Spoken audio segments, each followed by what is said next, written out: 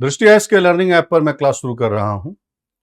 ये आपकी ईपीएफओ परीक्षा के लिए लेबर लॉ से संबंधित क्लासेस होगी। सबसे पहले मैं आपको दिखाना चाहूंगा कि जो प्रश्न पूछे गए हैं अभी हल नहीं करेंगे, केवल क्वेश्चन आपको दिखा देते हैं ताकि आपको पता लगे कि किस तरीके के टॉपिक से क्वेश्चन आता है। फिर उसके बाद टॉपिक दिखाएंगे और फिर उसके बाद चैप्टर शुरू करेंगे। ठीक है।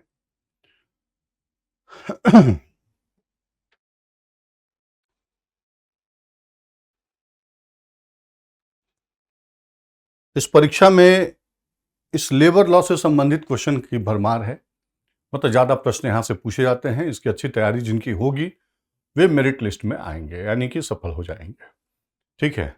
तो ये बहुत ही निर्णायक पेपर है आपके इस एग्जाम के लिए, क्योंकि इसके संख्या जो है क्वेश्चंस के काफ़ी अच्छे रहते हैं, ज़्यादा मात्रा में रहता है, तो इसकी तैयारी ठीक से होनी चाहिए। ठीक।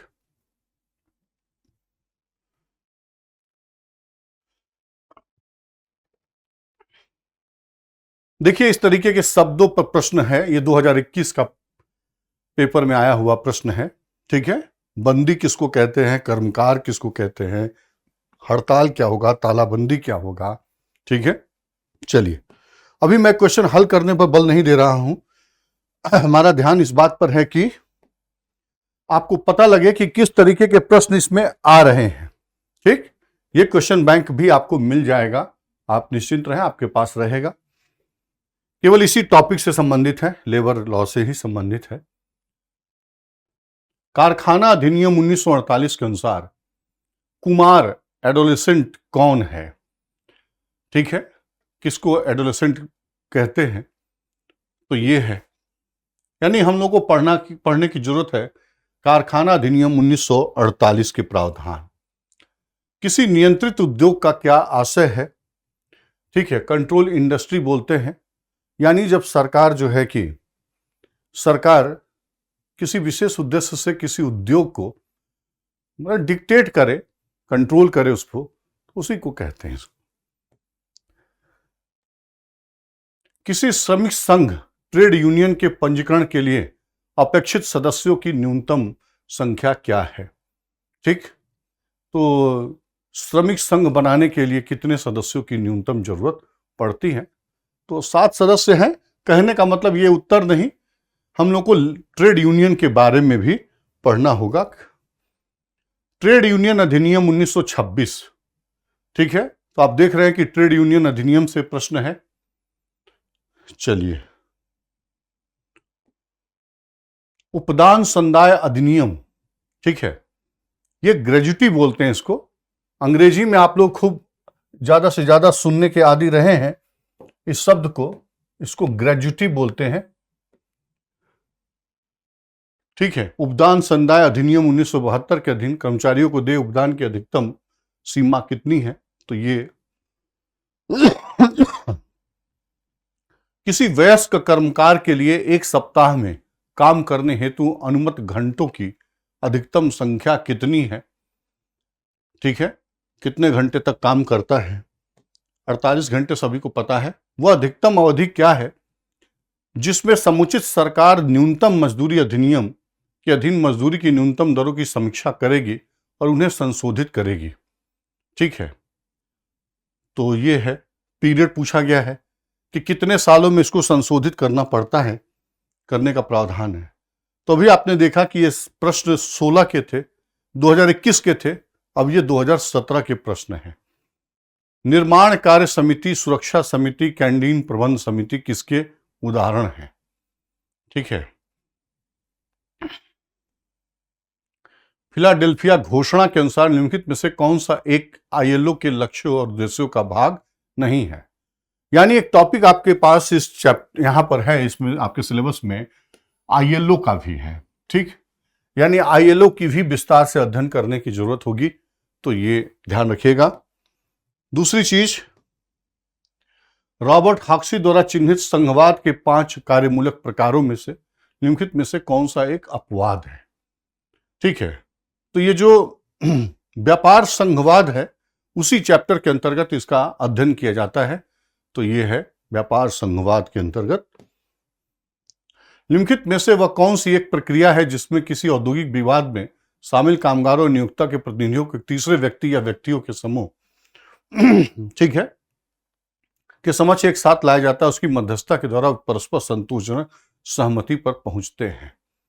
तो इसको जो है माध्यस्थतम कहते हैं एक तरह से। ठीक है, शुरू में तो सुलह भी होता है, बाद में माध्यस्थतम की बात आती है। तो ये है औद्योगिक नियोजन अस्थायी आदेश अधिनियम 1946 के अंतर्गत सत्यापित किसी अस्थायी आदेश के अनुप्रयोग या निर्वचन से संबंधित प्रश्नों को विचारार्थ किसे भेजा जा सकता है। ठीक है, किसे भेजा जा सकता है, तो ये प्रश्न है। ऐसे संघ को क्या कहा जाता है जिसकी सदस्यता में बहुत से उद्योगों, रोजगार और शिल्पकारी में कार्य करने वाले कामगारों को शामिल किया जाता है। ठीक है, औद्योगिक संबंधों का निम्नलिखित में से कौन सा एक परिप्रेक्ष्य इस परिकल्पना पर आधारित है कि दोनों ही दल आर्थिक मजदूरी और लाभ, साथ ही साथ राजनीतिक शक्ति के लिए प्रयास करते हैं। ठीक है, तो इंडस्ट्रियल रिलेशन में ये परिप्रेक्ष्य टॉपिक पर आधारित है।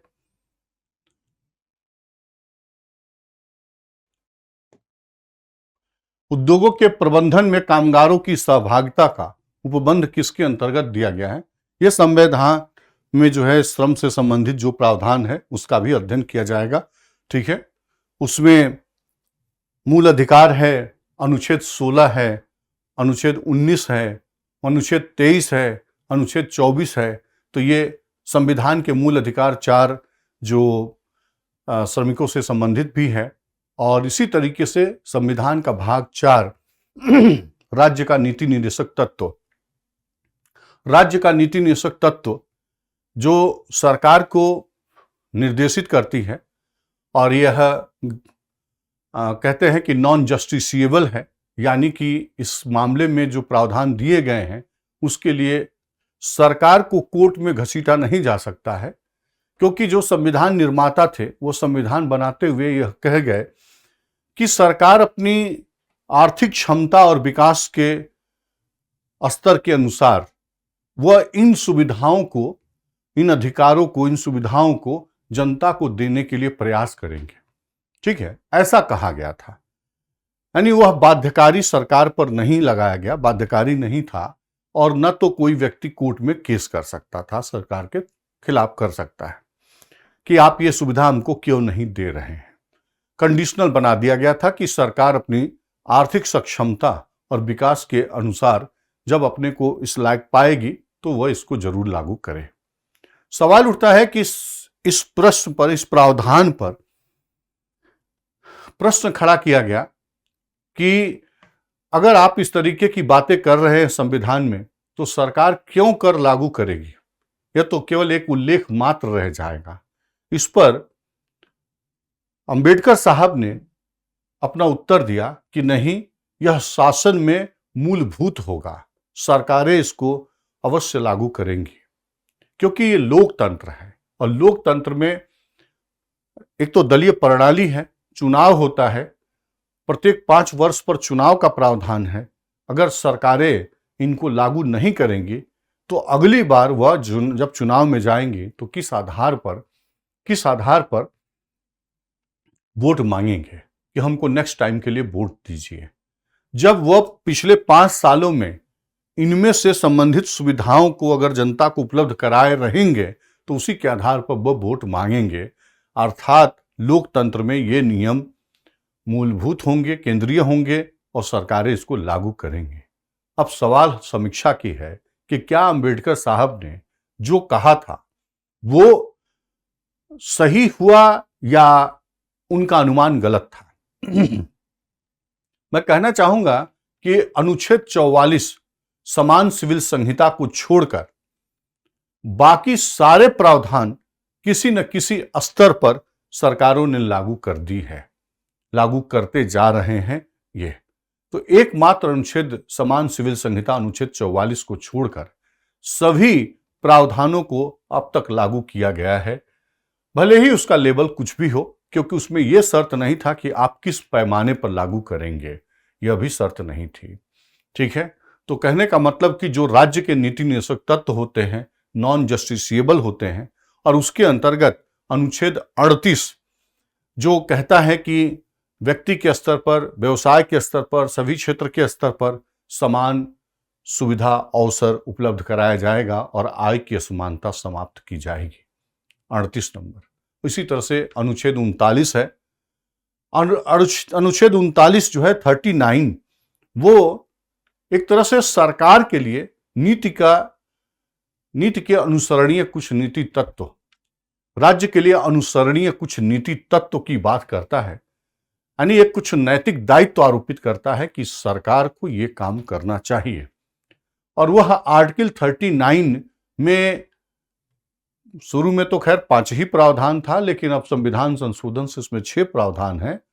39A, 39B, 39C, 39D, 39E और F।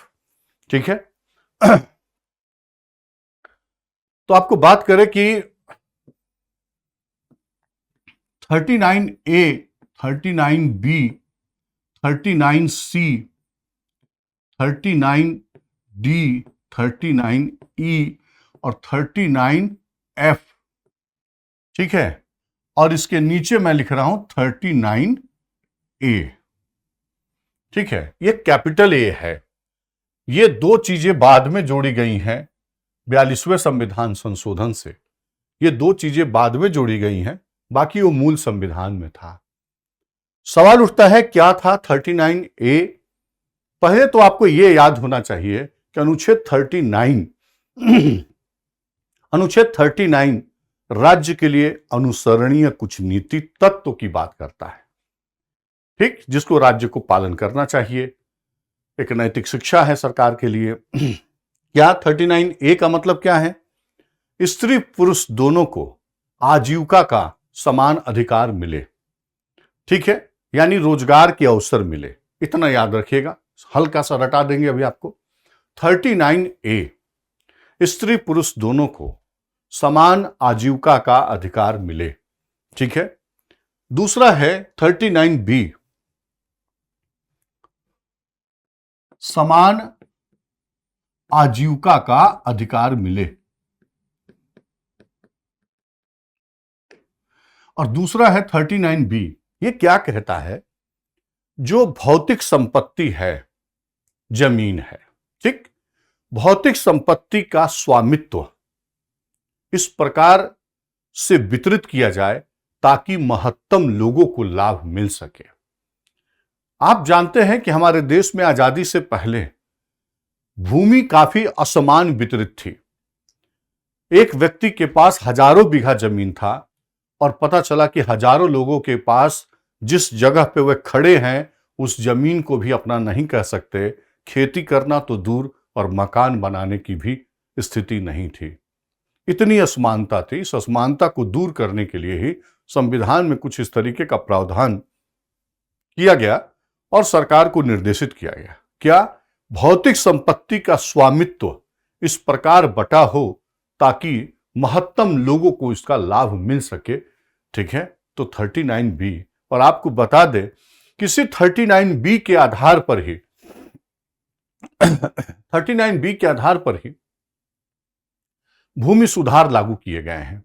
ठीक है, भूमि सुधार यानी कि भू जोत सीमा लैंड सीलिंग एक्ट लागू किया गया और सरप्लस जमीन लेकर के जो लोगों का था उसको ओवरटेक करके सरकार जो है भूमिहीनों में बांटना, उनकी दशा सुधारना, असमानता कम करना। तो जो भूमि सुधार होती है वह किससे लागू होती है? 39B के कंसेप्ट से। ठीक, भौतिक संपत्ति का स्वामित्व, याद हो जाएगा, भौतिक संपत्ति का स्वामित्व इस प्रकार बटा हो ताकि महत्तम लोगों को लाभ मिल सके। 39C कहानी की तरह से पढ़िए, एकदम से कहानी की तरह से। 39C ये क्या है सर? आपको बता दें कि 39C ये प्रावधान करता है कि सरकार से कहा जाता है कि आप ऐसा करेंगे कि आय और संपत्ति कुछ ही हाथों में संकेंद्रित ना हो जाए, कंसंट्रेट ना हो जाए। आय और संपत्ति चंद हाथों में ही एक्यूमुलेट, संचय, संचित, केंद्रीकृत ना हो जाए, इसके लिए सरकार प्रयास करेगी। यह है 39C। और आपको बताएं कि इस 39C के प्रावधान को ही के आधार पर सरकार ने राष्ट्रीयकरण की नीति अपनाई थी। बैंकों का राष्ट्रीयकरण, खान कंपनी का राष्ट्रीयकरण, तेल कंपनी का राष्ट्रीयकरण, बीमा कंपनी का राष्ट्रीयकरण, ये जो कुछ भी किया गया, ये निजी क्षेत्र में चल रहे उद्यम और व्यवसाय को राष्ट्रीयकरण करने का जो काम किया गया वो किस अनुच्छेद के अंतर्गत? तो 39C के अंतर्गत। तो आपको याद रहेगा 39B भूमि सुधार और 39C किसमें? 39C आपको जो है कि राष्ट्रीयकरण के। तो 39C और 39D, इसमें एक शब्द लिख देता हूं, संपत्ति का केंद्रीकरण ना हो, केंद्रीयकरण ना हो। ठीक है। 39D ये क्या है? 39D का मतलब हो गया कि जैसे 39A और D में फर्क क्या है? ए कहता है कि स्त्री पुरुष दोनों को आजीविका का समान अधिकार मिले, ठीक है, लेकिन 39D कहता है कि समान कार्य के लिए समान वेतन, यानी स्त्री पुरुष दोनों को समान कार्य कर रहे हैं तो समान वेतन दिया जाए। तो 39D समान कार्य के लिए समान वेतन, और इसी के आधार पर समान कार्य के लिए समान वेतन, और इसी के आधार पर यह कानून भी पारित हुआ है, समान वेतन अधिनियम 1976। समान वेतन अधिनियम 1976 जो हम लोग इधर पढ़ेंगे, समान कार्य के लिए समान अधिनियम। ठीक है। 39E क्या है? ये बहुत अच्छा है, 39E बहुत अच्छा है। जैसे महिला और कर्मकार, मतलब अपनी आयु और क्षमता के बाहर जा करके पैसों के लिए उन्हें काम न करना पड़े, ठीक है, और बच्चों को अपनी बचपना यानी सुकुमार अवस्था का परित्याग न करना पड़े, क्योंकि बचपन होता है खेलने के लिए और पढ़ने के लिए। उस उम्र में किसी आर्थिक मजबूरी में बच्चे को काम न करना पड़े। तो यही है कि महिला और पुरुष अपनी आयु और सीमा के बाहर, क्षमता के बाहर जाकर पैसों की मजबूरी के लिए काम न करना पड़े, ठीक, और बच्चों को अपनी सुकुमार अवस्था को में काम न करना पड़े। तो यह है 39E बोलते हैं इसको, ठीक है। ये तो खैर ठीक था, यहां पर बच्चों का भी प्रावधान था, लेकिन बाद में सरकार ने 42वें संविधान संशोधन से 39F को जोड़ा था, और इसमें बच्चों के लिए यानी बच्चों के स्वाभाविक विकास के लिए प्रावधान किया गया कि बच्चों के विकास के लिए, स्वाभाविक विकास के लिए प्रयास किया जाएगा, ठीक है। तो ये, और बाद में 39A कैपिटल ए है, वो सब ए स्मॉल है, यानी अलग से इसमें कैपिटल ए जोड़ा गया। इसमें जो है कि निःशुल्क कानूनी सहायता की बात की जाती है, निःशुल्क कानूनी सहायता की बात की जाती है, ठीक है। तो ये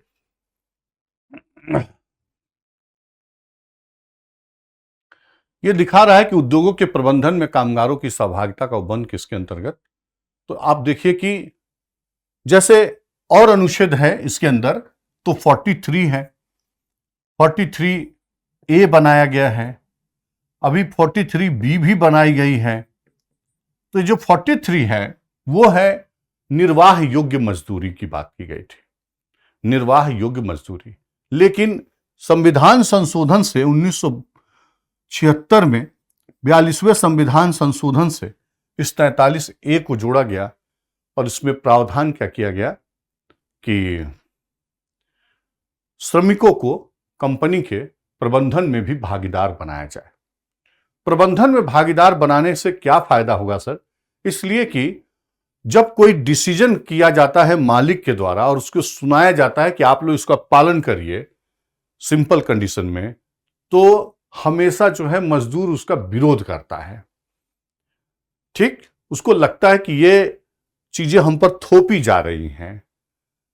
लेकिन अगर वो प्रबंधन में भागीदार हो जाए और मिल करके निर्णय करें दोनों, मालिक और मजदूर, तो जो भी निर्णय होगा उसको मजदूर अपना निर्णय समझेगा और उसको बखूबी लागू करना पसंद करेगा।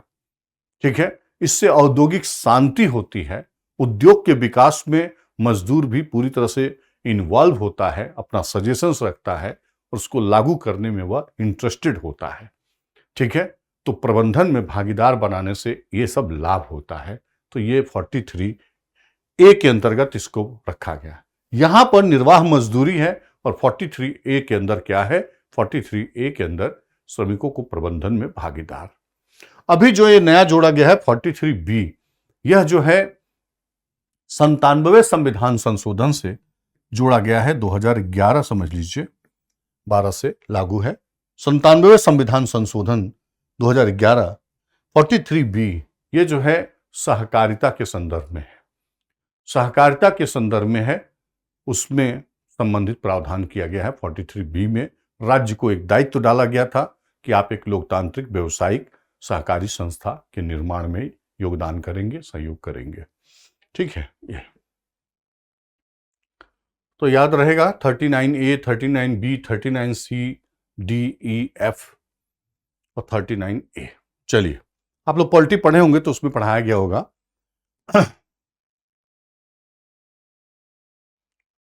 संघ ये है, निम्नलिखित में से कौन सा एक मजदूर संघ सुरक्षा मापदंड नहीं है, यानी मजदूर संघ से समर्थित है। और देखिए, केंद्रीय स्तर पर कार्य करने वाला सांविधिक तंत्र निम्नलिखित में से कौन सा है। सांविधिक तंत्र, पहली बात तो सांविधिक तंत्र का मतलब आपको समझ हो कि जो कानून द्वारा, संसद में कानून द्वारा स्थापित किया जाता है। ठीक है, ये तो उसको हम कहते हैं। श्रमिक की नागरिक संकल्पना, नागरिक संकल्पना निम्नलिखित में किसके द्वारा वर्णित होती है, तो ये ध्यान रखिएगा। नागरिक संकल्पना न्यूनतम मजदूरी अधिनियम 1948 के अंतर्गत केंद्रीय सरकार द्वारा स्थापित केंद्रीय सलाहकार बोर्ड के अध्यक्ष के रूप में नियुक्त से किसे नियुक्त किया जाता है।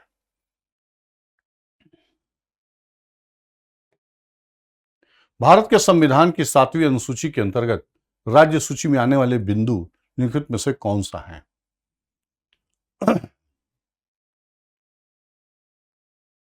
यानी संविधान से संबंधित कहां पर क्या प्रावधान है।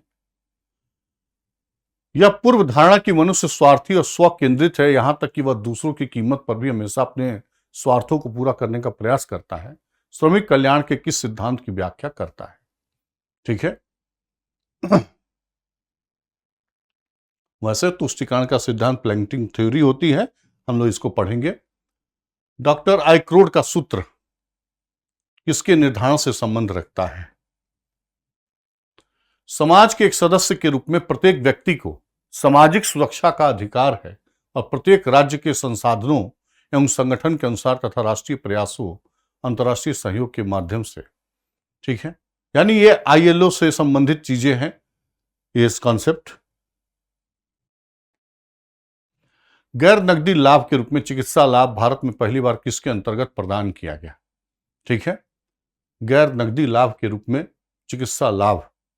ठीक, विलियम बेब्रिज द्वारा दी गई उनकी व्यापक सामाजिक सुरक्षा योजना के अंतर्गत अभिज्ञान किए गए आकस्मिक व्यय का सही समूह निम्नलिखित में से कौन। आकस्मिक व्यय, विलियम बेब्रिज। ठीक है, याद रखेंगे, इस तरह के प्रश्न हैं।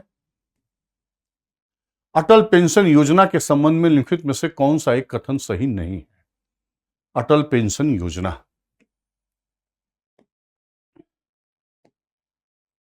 दुर्घटना और अशक्तता हेतु 2 लाख तक के संरक्षण के लिए प्रधानमंत्री सुरक्षा बीमा योजना। ठीक है, ये 2016 का प्रश्न है। आपने देखा कि उसमें 2017 में ढेर सारे प्रश्न थे। निम्नलिखित आयोगों समितियों पर विचार कीजिए। ठीक है, आयोग और समिति। अंतर्राष्ट्रीय श्रम संगठन के किस वर्ष पारित संकल्प के अनुसार परिवार नियोजन श्रमिक कल्याण का एक अभिन्न अंग बन गया। ठीक है, तो अंतर्राष्ट्रीय श्रम संगठन का विशेष अध्ययन करना है। वाणिज्यिक संगठनों और लोक संगठनों में इन संगठनों द्वारा चलाई जा रही कल्याणकारी सेवाओं के संबंध में कौन सा से दृष्टिकोण सही नहीं है कल्याणकारी सेवाओं के संबंध में? निम्नलिखित में से कौन सा भारत में प्राचीनतम श्रम कानून है? ठीक है, प्राचीनतम श्रम कानून है। श्रम कल्याण का निम्नलिखित में से कौन सा सिद्धांत दक्षता सिद्धांत भी कहलाता है? दक्षता सिद्धांत भी कहलाता है। आवास के संबंध में निम्नलिखित में से कौन सा से कथन सही नहीं है? ठीक है, यह गरिमा के साथ जीवन जीने की एक मूल आवश्यकता है। कामगारों के लिए संशोधित एकीकृत आवास योजना के अनुसार एक नए घर के लिए 12 बराबर किस्तों में जारी की जा सकती है।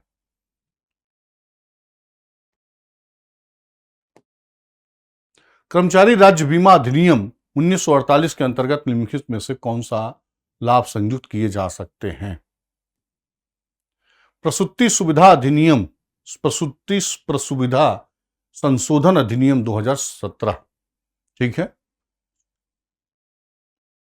26 सप्ताह तो जानते ही आप। समान पारिश्रमिक अधिनियम 1976, अभी बात हो रही थी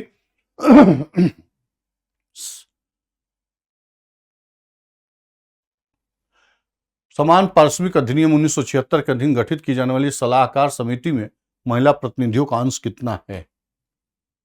सामाजिक सुरक्षा के न्यूनतम मानक, सामाजिक सुरक्षा के न्यूनतम मानक अंतर्राष्ट्रीय श्रम संगठन के कन्वेंशन संख्या 102 को किस वर्ष में अंगीकार किया गया था? कर्मचारी प्रतिकर अधिनियम 1923। प्रतिकर मतलब क्षतिपूर्ति अधिनियम होता है। ठीक है, ये कर्मचारी राज्य बीमा अधिनियम 1948 की धारा 1 के संबंध में क्या प्रावधान है? वर्धित आपदा एडेड पेरिल के सिद्धांत के अनुसार जैसा कि कर्मचारी प्रतिकर अधिनियम पर प्रयोज्य है। आईएलओ के संविधान के अनुसार मूल अधिकारों से संबंधित सिद्धांतों के अंश निम्नलिखित में से कौन से हैं? बाल श्रम, बलात्श्रम और अनिवार्य श्रम के सभी रूपों का उन्मूलन, असंगठित श्रमिक सामाजिक सुरक्षा अधिनियम 2008 के अधीन असंगठित कामगार की परिभाषा, कलेक्टिव बार्गेनिंग, सामूहिक मोल भाव पद का प्रयोग पहली बार निम्नलिखित में से किसने किया था? Collective bargaining. मजदूरी का मोल भाव सिद्धांत,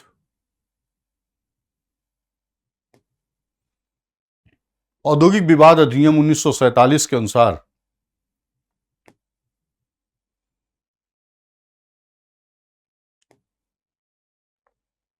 शैक्षिक माध्यस्थम किसके अधीन विवाद के निपटारे का कानूनी रूप में मान्य प्रकार है? कर्ट लेविन के अनुसार परिवर्तन प्रबंधन के लिए आधारभूत क्रियाविधि, संगठन सिद्धांत की आरंभिक विचार पद्धति,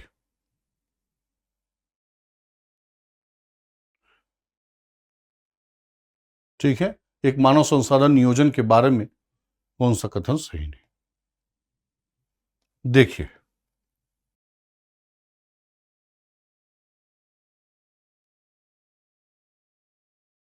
प्रश्न हम लोगों ने देख लिया है, लगभग उससे आइडिया आपको मिल गया होगा। ठीक है, ये टॉपिक्स मैं दिखा रहा हूं कि जैसे इन चीजों को हम लोग कवर करें तो ये प्रश्न मिल सकते हैं। ठीक है, कर्मचारी भविष्य निधि, मिसलिनियस प्रोविजन अधिनियम, ठीक है, कर्मचारी राज्य बीमा अधिनियम, मातृत्व लाभ अधिनियम, न्यूनतम मजदूरी अधिनियम, बोनस भुगतान अधिनियम, मजदूरी भुगतान अधिनियम, ग्रेजुटी का भुगतान अधिनियम, कर्मचारी मुआवजा अधिनियम, व्यापार संघ अधिनियम, औद्योगिक विवाद अधिनियम, कारखाना अधिनियम 1948, अंतर्राष्ट्रीय श्रम संगठन, मजदूरी अधिनियम संहिता।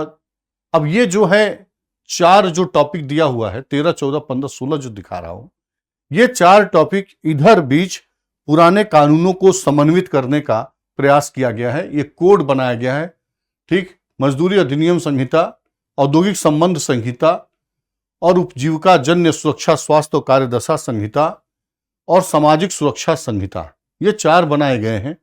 और इस 4 में आप देखेंगे कि जो मजदूरी अधिनियम संहिता है उसमें ये 4 कानूनों को शामिल किया गया है।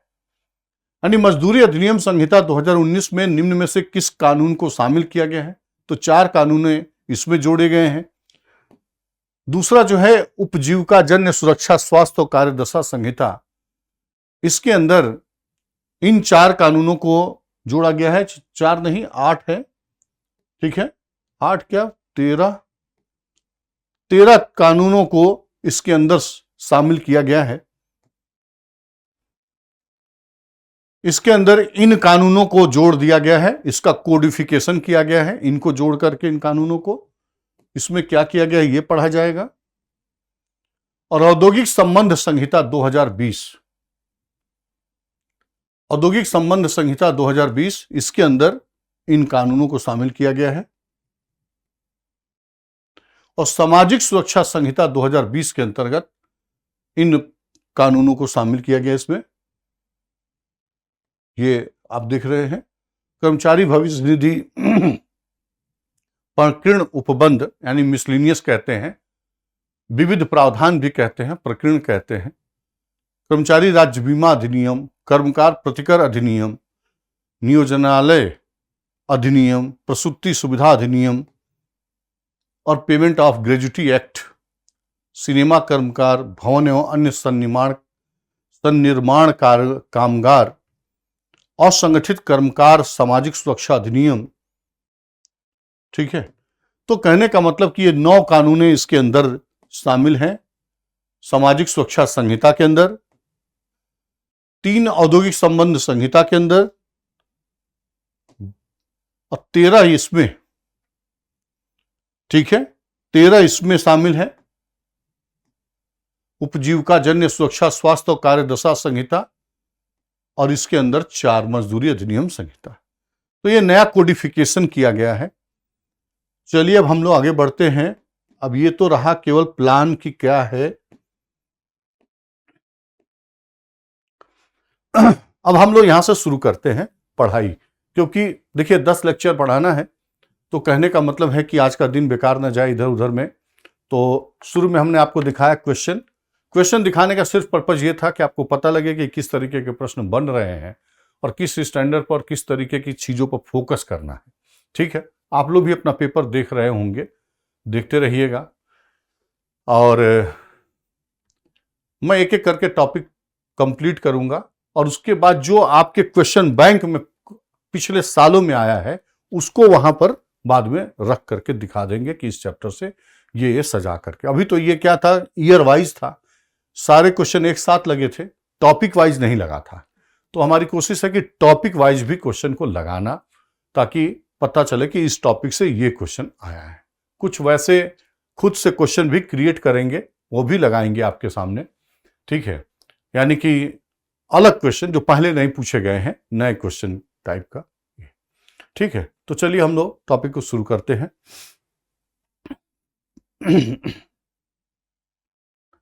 कर्मचारी भविष्य निधि, और एमपी का मतलब है मिसलेनियस प्रोविजन बोलते हैं, प्रकीर्ण प्रावधान या विविध प्रावधान अधिनियम 1952, ठीक है। पहले तो नाम रटा रहे अच्छी तरह से। जहां पर क्वेश्चन बन सकता है उसी ढंग का हमने मैटर सजाया है। कर्मचारी भविष्य निधि की स्थापना 1952 में हुई थी।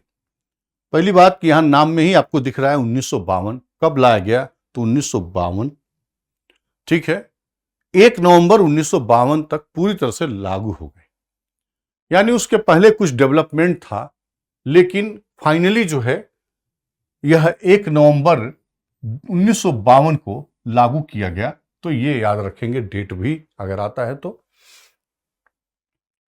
जम्मू और कश्मीर के अलावा शुरू में यह कानून जम्मू कश्मीर में लागू नहीं था, लेकिन आप देख रहे हैं कि 31 अक्टूबर 2019 से जब जम्मू कश्मीर का जो अनुच्छेद 35A और धारा 370 को समाप्त करके एक नए रूप में जब लाया गया है इस डेट को, तब से वहां पर भी इसको लागू कर दिया गया है। तो ये जम्मू कश्मीर में भी प्रभावी हो गया है 31 अक्टूबर 2019 से। यानी पहले जम्मू कश्मीर में नहीं था, लेकिन अब पूरे भारत में यह लागू है। पूरे भारत में जम्मू और कश्मीर में भी लागू है।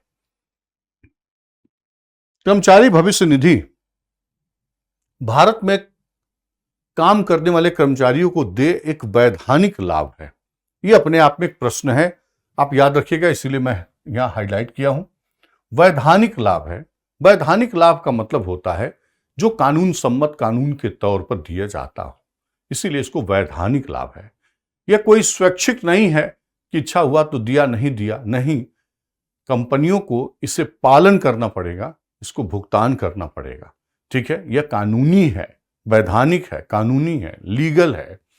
तो यह कैसा सुविधा है? तो वैधानिक सुविधा है, वैधानिक लाभ है, इस पर फोकस करिएगा। तो दो शब्द हम लोग यहां से सीखे हैं कि यह जो है कि 1 नवंबर 1952 से प्रभावी हुआ है। ठीक, 31 अक्टूबर 2019 से जम्मू कश्मीर को भी इसमें शामिल कर लिया गया है। यह कैसा प्रावधान है? तो यह वैधानिक प्रावधान है, वैधानिक लाभ दिया जाता है इसमें।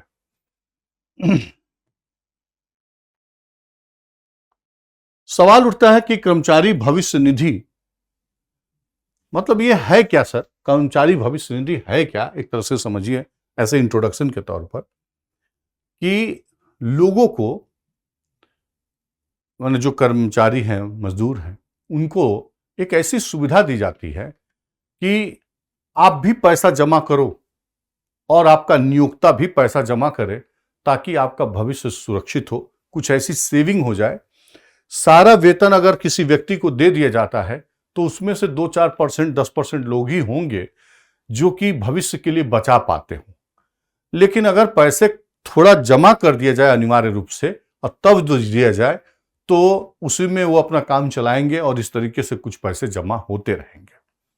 आप पूछ रहे हैं हमसे प्रश्न कि सर वो तो मान लीजिए जो कर्मचारी है उसकी बात आप बता रहे हैं, मालिक क्यों देगा? किस फिलॉसफी के अंदर मालिक पैसा देता है? सवाल उठता है कि व्यक्ति उस कंपनी में अपना युवा पीरियड, अपना जीवन का एक बहुमूल्य समय उस कंपनी में योगदान करता है। ठीक, इसलिए उस मालिक का भी यह जिम्मेदारी बनता है कि उस व्यक्ति के बुढ़ापे को सुरक्षित रखने, या वो चाहे रिटायरमेंट के समय हो या बीच में छोड़े या किसी संकट में आए, ऐसी परिस्थिति के लिए कुछ पैसा उसके पास जमा होना चाहिए ताकि उस संकट से वह निपट सके। ऐसे में उसे भी योगदान देना चाहिए। तो यही इसका पर्पज है। ठीक, तो जो कर्मचारी है वो भी योगदान करता है, और साथ में जो है कि उसका जो है कि मालिक भी योगदान करता है। सवाल उठता है कि अच्छी अगर ये व्यवस्था बनाई गई है तो इसकी निगरानी कौन करता है? ठीक, किसकी के द्वारा इसको इंप्लीमेंट किया जाता है, इसका देखरेख कौन करता है? तो ये है केंद्रीय न्यास बोर्ड, कर्मचारी भविष्य निधि का प्रशासन और प्रबंधन। ठीक है, तो पहला प्रश्न बनाए हम लोग, प्रशासन और प्रबंधन कौन करता है? तो केंद्रीय न्यास बोर्ड, एक पॉइंट। दूसरा क्वेश्चन बनाए, इसकी नियुक्ति कौन करता है? तो केंद्र सरकार करती है। नियुक्ति कौन करता है? तो केंद्र सरकार करती है। अब सवाल उठता है कि इसमें पार्टी कौन कौन होता है, सदस्य कौन कौन होते हैं? तो यहां लिखा है सरकार, यानी सरकार का तात्पर्य होगा केंद्र की सरकार तथा राज्य की सरकार के प्रतिनिधि रहते हैं। नियोक्ता स्पॉन्सर्ड, मालिक यानी कारखाने का मालिक, ठीक है, बिजनेस का मालिक नियोक्ता कहते हैं, उसको स्पॉन्सर कहते हैं। और कर्मचारी, ये चारों प्रतिनिधि होते हैं। तो वैसे तो हम तीन कहेंगे, सरकार, नियोक्ता और कर्मचारी तीनों के प्रतिनिधि होते हैं। थोड़ा सा हल्के से वैसे भी दिमाग में रखिएगा कि आईएलओ जो है वह 2018 के बाद 2019 में उसका गठन किया गया था, उसी प्रथम विश्व युद्ध के तत्काल बाद जो है कि, और वो एक ऐसा संगठन है आईएलओ कि वो भी जो है कि त्रिपक्षीय है। त्रिपक्षीय का मतलब उसमें सरकारें और नियोक्ता और श्रमिक तीनों उसमें इन्वॉल्व होते हैं। ठीक है, तो आईएलओ एक त्रिपक्षीय संगठन है जिसमें तीनों प्रतिनिधित्व करते हैं, ध्यान रखिएगा वहां पर। तो यहां पर भी इस संगठन के अंदर तीनों पार्टी शामिल है, सरकार, नियोक्ता और कर्मचारी। सरकार का मतलब यहां केंद्र तथा राज्य दोनों शामिल है, लेकिन केंद्रीय न्यास बोर्ड का गठन करने का काम केंद्र सरकार के द्वारा किया जाता है, यही इसका प्रशासन और प्रबंधन देखती है। कर्मचारी भविष्य निधि संगठन ईपीएफओ है। यह एक संगठन बना है जो इसमें बोर्ड की सहायता करता है, बोर्ड की सहायता करता है, बोर्ड की गतिविधियों में सहायता करता है ईपीएफओ। आप जिस नौकरी की तैयारी कर रहे हैं वो इसी संगठन में आप जाने के लिए तैयारी कर रहे हैं। आप देखिए मैंने इसके पीछे का फिलॉसफी क्या है, ईपीएफ बनाने के पीछे का फिलॉसफी क्या है। कर्मचारियों के बेहतर भविष्य को सुरक्षित करना एक कल्याणकारी योजना है। यह एक वैधानिक लाभ है और कल्याणकारी योजना है, बेहतर भविष्य को सुरक्षित करना। सेवानिवृत्ति के बाद या जब वे सेवाएं छोड़ते हैं तो उन्हें उपलब्ध होता है जो पैसा कटता है, यानी कर्मचारी योगदान करता है और साथ में जो नियोक्ता देता है, दोनों पैसा जमा होता है और उस पर ब्याज बनता है।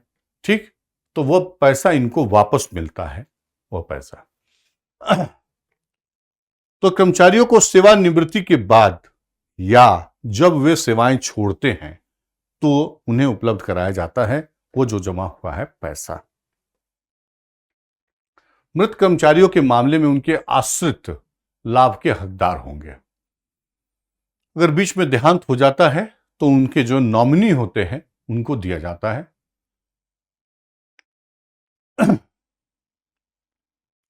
कर्मचारी भविष्य निधि योजना के तहत नियोक्ता और कर्मचारी दोनों को फंड में अपना योगदान देना पड़ता है, देना होता है। इसको एक शब्द बार बार कहीं कहीं पढ़ेंगे, कॉन्ट्रीब्यूटेड। कॉन्ट्रीब्यूटेड इसका मतलब योगदायी होता है, और योगदायी का मतलब क्या समझेंगे, योगदान से बना होता है और योगदान दोनों ही पार्टी को देनी पड़ती है। किसको किसको, मालिक को और मजदूर दोनों ही देते हैं। कॉन्ट्रीब्यूटेड योगदायी पेंशन प्रणाली। पेंशन का क्या है मतलब, यहां पर जो फंड जमा होता है उसको।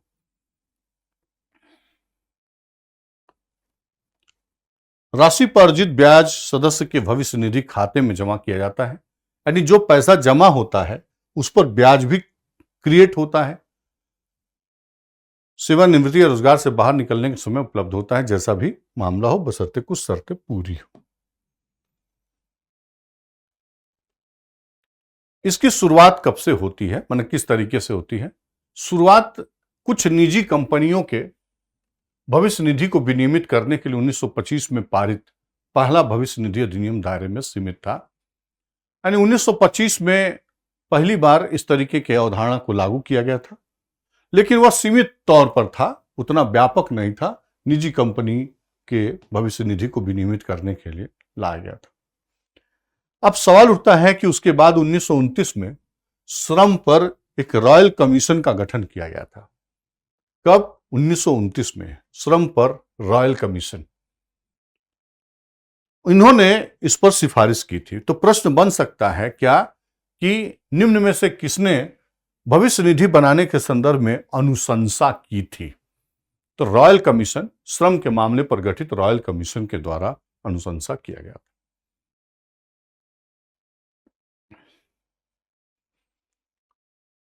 शुरू में कोयला खान भविष्य निधि योजना 1948 में ही बन गई थी। कोयला खान भविष्य निधि योजना 1948 में ही बन गई थी, और जब यह कोयला खान में जब यह सफलतापूर्वक लागू किया गया तो इससे इंप्रेस होकर के अभी हुआ कि नहीं, इसका सभी कल कारखानों में इसका विस्तार किया जाए। तो इसके बाद 1950 में भारत के संविधान ने 1950 में एक गैर न्याय संगत निर्देश अधिनियमित किया, आर्टिकल 41। ये क्या है सर? यानी संविधान के भाग 4 राज्य के नीति निर्देशक तत्व, जो उसमें अनुच्छेद 36 से लेकर के 51 तक का पार्ट है इसमें, ठीक है।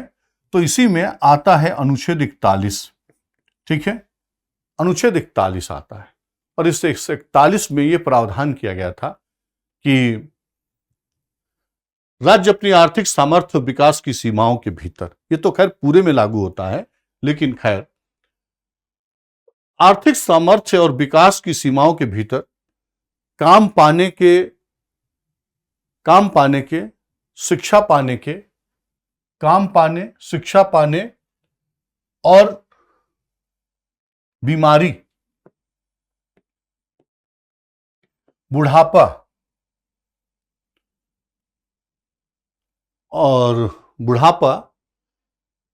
निःशक्तता तथा अन्य अनर्ह अभाव यानी कि कुछ कमियां हों, ऐसे दशा में लोक सहायता पाने के अधिकार, ठीक है, अनुच्छेद 41। आप इस प्रश्न को कहीं यूपीएससी में भी पढ़े होंगे, वहां पर इस तरीके से पूछा जाता है कि सामाजिक सुरक्षा का नियम किस अनुच्छेद के अंतर्गत, तो अनुच्छेद 41 के अंतर्गत। यह जो काम का अधिकार है या शिक्षा का अधिकार है या बेरोजगारी भत्ते का अधिकार है, वृद्धावस्था पेंशन है, विकलांग पेंशन है, ठीक है, विधवा पेंशन है, ये सब सामाजिक सुरक्षा योजना के अंतर्गत अनुच्छेद 41 के अंतर्गत ही लागू किया जाता है। जिसको याद करिएगा, ये दूसरे परीक्षाओं में भी प्रश्न पूछे गए हैं, हमेशा से आता रहा है। तो अनुच्छेद 41 सामाजिक सुरक्षा योजना, उसी अनुच्छेद 41 को ही आधार बनाकर के सरकार ने सामाजिक सुरक्षा योजना, सामाजिक सुरक्षा कल्याण योजना, और उसके अंतर्गत पता चला कि पहले कुछ इस तरीके से होता था, इंदिरा गांधी विधवा पेंशन योजना, इंदिरा गांधी विकलांग पेंशन योजना, इंदिरा गांधी महिला पेंशन योजना, इस तरीके से तमाम योजनाएं चलाई गई थी। विधवा पेंशन योजना, आम आदमी बीमा योजना चलाया गया था, उसी सब के अंतर्गत। तो यही है अनुच्छेद 41 को आधार बना करके इसको लागू किया गया है। एक गैर न्याय संगत का मतलब क्या है सर? Non justiciable. अभी हम लोग बात करके आए थे कि राज्य के नीति निर्देशक तत्व में जो प्रावधान दिए गए हैं उसको जो है कोर्ट में आप नहीं घसीट सकते सरकार को कि ये सुविधाएं जो दी गई हैं आप क्यों नहीं लागू कर रहे हो, ठीक है। ये तो काम पाने, शिक्षा पाने, बुढ़ापा, बीमारी और निःशक्तता तथा अन्य अनर्ह अभाव की दशाओं में लोक सहायता पाने के अधिकार को प्राप्त कराने का प्रभावी उपबंध करेगा। और इसी को आधार बना करके इसको लागू किया गया था। पहले तो अध्यादेश के माध्यम से लागू हुआ, बाद में पूरी तरह से कानून पारित की गई 1 नवंबर 1952, शुरू में ही आपने देखा। तो कर्मचारी भविष्य निधि योजना अधिनियम की धारा 5 के तहत बनाई गई, 1 नवंबर 1952 तक पूरी तरह से लागू हो गई। केंद्रीय न्यासी बोर्ड की जो चर्चा शुरू में हम लोग किए कि सेंट्रल ट्रस्ट बोर्ड, केंद्रीय न्यासी बोर्ड का गठन केंद्र सरकार के द्वारा किया जाता है। अब उस केंद्रीय न्यासी बोर्ड के बारे में जानिए। केंद्रीय न्यासी बोर्ड, इसके तहत बनाए गए अधिनियमों और योजनाओं को केंद्रीय न्यासी बोर्ड द्वारा प्रशासित किया जाता है। यानी कर्मचारी भविष्य निधि योजना के अंतर्गत जो कोई भी प्रावधान किया जाता है उसकी निगरानी किसके द्वारा की जाती है? तो केंद्रीय न्यासी बोर्ड के द्वारा प्रशासित किया जाता है, जिसमें केंद्र और राज्य सरकारों के प्रतिनिधि, नियोक्ता और कर्मचारी शामिल हैं, ठीक है। पिछले ही आपको बताया कि सरकार मतलब केंद्र और राज्य, ठीक है, केंद्र और राज्य दोनों, और नियोक्ता यानी कि कंपनी का मालिक और कर्मचारी, ये चारों शामिल हैं, ठीक है। कायदे से 3 बोलेंगे, सरकार और वो। बोर्ड की अध्यक्षता भारत के केंद्रीय श्रम मंत्री करते हैं। केंद्रीय न्यासी बोर्ड की अध्यक्षता कौन करता है? तो केंद्रीय श्रम मंत्री करते हैं। बोर्ड भारत में संगठित क्षेत्र में लगे कर्मचारियों के लिए निम्नलिखित 3 योजनाएं चला रही है। शब्द आ रहा है कि सर संगठित क्षेत्र, थोड़ा इसको समझाइए कि संगठित क्षेत्र क्या होता है। ठीक, तो पहली बात आप जानिए कि संगठित क्षेत्र का मतलब है, तो इसको हम लोग दो पार्ट में बांट कर पढ़ लेते हैं। एक पढ़ते हैं संगठित क्षेत्र, ऑर्गेनाइज सेक्टर, और दूसरा पढ़ते हैं असंगठित क्षेत्र। थोड़ा ये क्लियर हो जाए तो आगे बढ़ते हैं। संगठित और असंगठित क्षेत्र किसको कहते हैं, संगठित क्षेत्र किसको कहते हैं असंगठित क्षेत्र। तो यहां मैं इस तरह से पॉइंट बना के लिख रहा हूं ताकि आपको याद हो जाए। नंबर 1,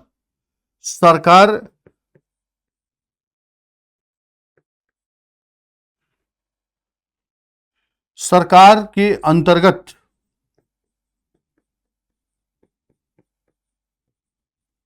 नौकरियां। क्या मतलब सर? चाहे वो गवर्नमेंट जॉब में हो, चाहे सरकार के प्रतिष्ठानों में नौकरी कर रहे हैं। ये सरकार के प्रतिष्ठान का मतलब क्या सर? सरकार के कारखाना या प्रतिष्ठान। इकोनॉमिक्स की तरह इसमें भी हर शब्द का मीनिंग बताना जरूरी होगा। कारखाना होता है, ठीक है, यानी सरकारी प्रतिष्ठान, कारखाना है और प्रतिष्ठान है, दोनों शब्द यूज होगा। ठीक, वैसे दोनों का थोड़ा अंतर है। कहने का मतलब कि कारखाने के लिए जो है 20 आता है ना, 20 कर्मचारी काम कर रहे हैं उसके अंदर, और जो है प्रतिष्ठान में 10 ही आता है। ठीक, प्रतिष्ठान के अंदर कोई दुकान भी हो सकती है। तो इस तरीके से तो कुल मिलाकर सरकारी कंपनियों में जो लोग काम कर रहे हैं वो संगठित क्षेत्र है। और अब बात आती है 2 नंबर, निजी क्षेत्र में, जहां 10 या उससे अधिक लोग कार्य कर रहे हों, 10 या उससे अधिक लोग कार्य कर रहे हों।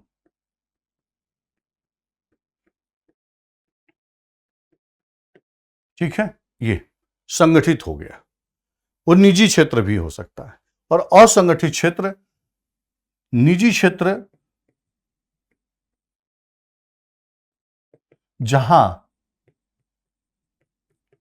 10 से कम कर्मचारी कार्य कर रहे हों,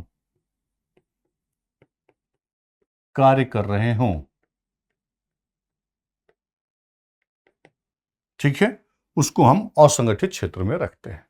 तो संगठित क्षेत्र, असंगठित क्षेत्र, ठीक है। थोड़ा लगे हाथ, चूंकि पिक्चर में बनाया हूं, यहां कुछ लिखा हूं, तो इसका ज्यादा उपयोग कर लेते हैं।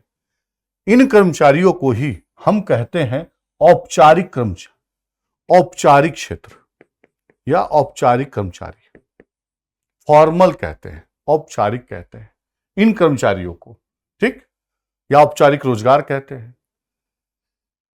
तो उन कारखानों को हम, उन कंपनियों को, सरकार को, ये सब संगठित क्षेत्र में मानते हैं। और जहां पर प्राइवेट, सरकारी तो इसमें होगा ही नहीं, सरकारी मतलब ये 2 भी व्यक्ति होगा तो भी वह क्या है, वह जो है कि संगठित है। तो सरकार का तो वैसे किनारे कर दीजिए।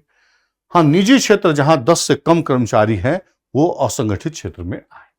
और यहां पर जो काम करने वाले कर्मचारी हैं उन्हें हम अनौपचारिक श्रमिक कहेंगे, अनौपचारिक रोजगार कहेंगे, अनौपचारिक कहेंगे, नॉन फॉर्मल कहेंगे, इसको हम फॉर्मल कहेंगे, इसको हम फॉर्मल कहेंगे। तो ये कॉन्सेप्ट थोड़ा ध्यान में रखिएगा, बाकी बातें आते रहेंगी। ठीक है, चलिए उतार लीजिएगा। तो अधिनियम के अंतर्गत बोर्ड भारत में संगठित क्षेत्र में लगे कर्मचारियों के लिए निम्नलिखित 3 योजनाएं चला रही है। कौन कौन?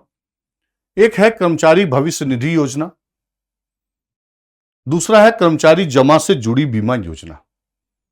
जो पैसा कट के जमा होता है उसका बीमा होता है, और बीमा के बदले में पैसा मिलता है। ठीक है, बीमा होता है, अगर उसमें कोई रिस्क हुआ तो पैसा मिलता है। तो कर्मचारी जमा से जुड़ी बीमा योजना, कर्मचारी की जो जमाएं हैं उनकी बीमा की गई है। अगर कर्मचारी का कोई देहांत होता है तो उसकी बीमा मिलेगी इसमें। और तीसरा है कर्मचारी पेंशन योजना। ये 1995 से शुरू किया गया है, 1995 से शुरू किया गया है। कर्मचारी परिवार पेंशन योजना 1971 के स्थान पर इसको लाया गया, यह भी चल रहा है, यह कर्मचारी पेंशन योजना। अभी थोड़ा मैं एक कंफ्यूजन आप लोग का दूर करना चाहता हूं। आप लोग भले कंफ्यूज हो चाहे ना हो, बहुत सारे लोग कंफ्यूज कर देते हैं। क्या मतलब सर? मतलब ये कहते हैं कि अब तो सरकार में भी, सरकारी नौकरी में भी पेंशन खत्म कर दिया, ऐसे बोलेंगे, सरकारी नौकरी में भी पेंशन खत्म कर दिया है, अब तो पेंशन है ही नहीं है। ठीक।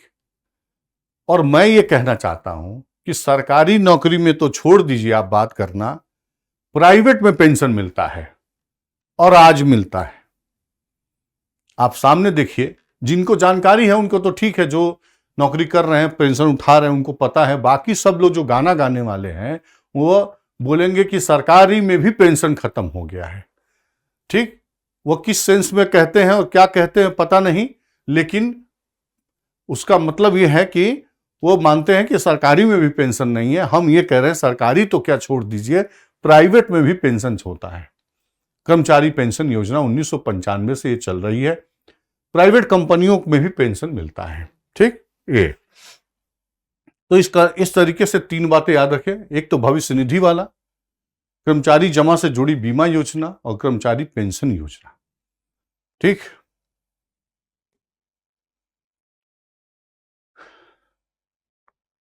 मैंने कहां पर यह लागू होता है, कौन सी फैक्ट्री में इसको लागू किया जाता है? वे सभी कंपनियां जो ईपीएफ अधिनियम की अनुसूची 1 के अंतर्गत आती हैं, यानी 20 या अधिक कर्मचारियों को नियोजित करने वाले सभी प्रतिष्ठान और थिएटरों के मामले में 5 या अधिक। थिएटर के मामले में वो कंडीशन 5 है, अपवाद स्वरूप है ये। क्यों सर? थिएटर में अब कहां से 20 और 50 आदमी काम करेगा? थिएटर में तो चंद लोग ही होते हैं जो वो टिकट दिखाते हैं या जो टिकट काटते हैं, वही तो लोग रहते हैं, या कुछ गार्ड होते हैं, यही लोग होते हैं उसमें। तो बहुत ज्यादा संख्या उसमें नहीं होती है, इसलिए उसमें 5 ही रखा गया है। जो ईपीएफ अधिनियम की अनुसूची 1 के अंदर आते 20 या अधिक कर्मचारियों को नियोजित करने वाले सभी प्रतिष्ठान और थिएटरों के मामले में 5 या अधिक कर्मचारी, उन सभी कर्मचारियों पर जिनकी आय बेसिक प्लस डीए। ठीक है। डीए का मतलब होता है डियरनेस अलाउंसेस कहते हैं, महंगाई भत्ता कहते हैं, महंगाई भत्ता कहते हैं, डियरनेस अलाउंसेस कहते हैं। 15,000 या उससे कम। कहने का मतलब ये सुविधाएं सबको नहीं मिलती हैं, कम वेतन पाने वाले को मिलती हैं। बड़ी बड़ी वेतन उठाने वाले को ये सब सुविधा नहीं दिया जाता है, ये सब जो है छोटे वेतन पाने वाले को दिया जाता है। समय समय पर इसको रिवाइज किया जाता है महंगाई को देखते हुए। कुछ समय पहले ये 6,500 था, अभी इस समय 15,000 है।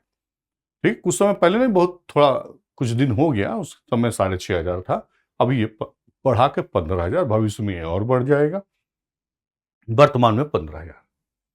तो उन सभी कर्मचारियों पर जिनकी आय बेसिक प्लस डीए 15,000 या उससे कम है, उससे अधिक पाने वालों पर लागू नहीं होता।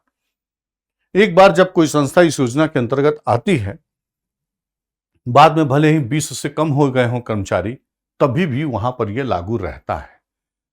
कहने का मतलब एक बार ईपीएफ के दायरे में जब कोई कंपनी आ जाएगी, यानी 20 कैंडिडेट पूरा होने की शर्त पूरी हो जाएगी, तो बाद में अगर घट के 16 भी हो जाए तो भी ये नहीं होगा कि अब तो 20 है नहीं, जिनका पैसा कटने लगा वो कटता ही रहेगा। अब वहां पर वही नियम लागू रहेगा। कर्मचारियों की संख्या कम होने पर भी वह योजना के अंतर्गत बनी रहेगी। ईपीएफ अधिनियम निम्नलिखित मामलों में लागू नहीं होगा। कहां पर लागू नहीं होगा? कोई भी सहकारी समिति, कोऑपरेटिव कमेटी, ठीक है, कोऑपरेटिव सोसाइटी बोलते हैं इसको, जिसमें 50 से कम व्यक्ति काम कर रहे हों और बिना बिजली की मदद से काम किया जा रहा हो। कोई भी सहकारी समिति जिसमें 50 से कम व्यक्ति काम कर रहे हैं और बिना बिजली के काम मदद से काम किया, वहां नहीं लागू होगा। लेकिन हां, जहां पर 50 से अधिक और बिजली का उपयोग हो रहा होगा वहां पर लागू होगा। एक पॉइंट। दूसरा है केंद्र और राज्य सरकार द्वारा स्थापित कोई भी संस्था जिसकी अपनी भविष्य निधि योजना हो, केंद्र या राज्य सरकार द्वारा स्थापित कोई भी संस्था जिसकी अपनी भविष्य निधि योजना हो, तो उसको इसमें ओवरलैप करने की जरूरत नहीं है, तो वह नहीं लागू करेगा। ठीक है। योगदान की दर। कर्मचारी का योगदान मासिक वेतन का 12% होता है। मासिक वेतन का 12% होता है। मैं कहना यह चाह रहा हूं कि मान लीजिए कि अगर कर्मचारी को 10,000 रुपये मिलता है तो इस 10,000 का 12% 1,200 रुपये उसको जो है देना पड़ता है। ठीक है। और इसी तरीके से जो उसका नियोक्ता है वो भी देता है। नियोक्ता तो कायदे से 13% देता है, 12% तो देता ही है। एक होता है 8.33 और एक होता है 3.67% और एक होता है 0.50 और 0.50। ठीक है। ये क्या है सर? जो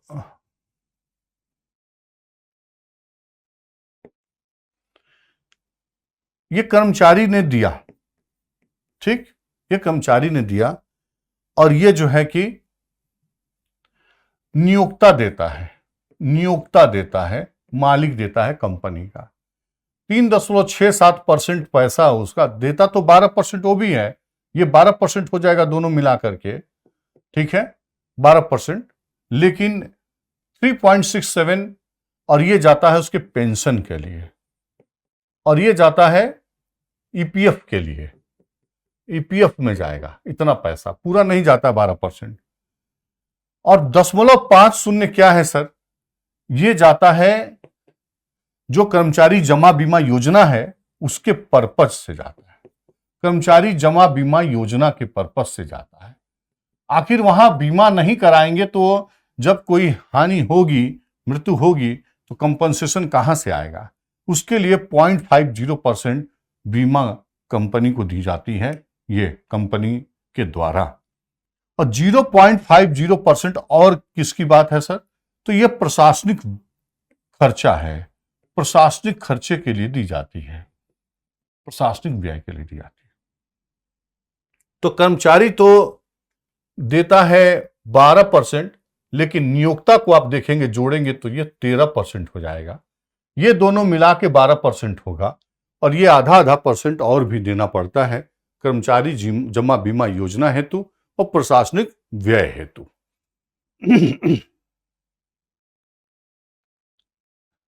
जो आप देखे 3 योजनाएं, यहां पर देखे 3 योजनाएं आपने देखा, 1 2 3। तो यहां के लिए समझ लीजिए कि 3.67 और यहां के लिए 8.33 और यहां के लिए 0.5, 0.5, सॉरी यहां के लिए 0.5 और यहां के लिए 8.33, 8.33। ठीक है। ये जाता है तीनों काम के लिए नियोक्ता की तरफ से जो भी होगा।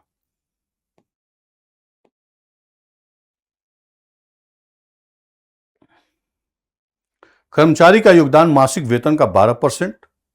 यदि प्रतिष्ठान में कर्मचारियों की संख्या 20 से कम हो तो अंशदान की दर 10% होगा।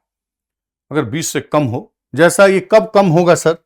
मैंने अभी आपसे कहा था कि मान लीजिए एक बार 20 कर्मचारी हैं, ईपीएफ प्रोग्राम के अंदर आ गए, बाद में थोड़ा कर्मचारियों की संख्या घट गई, तब उस कंडीशन में वह 10% ही दे सकते हैं।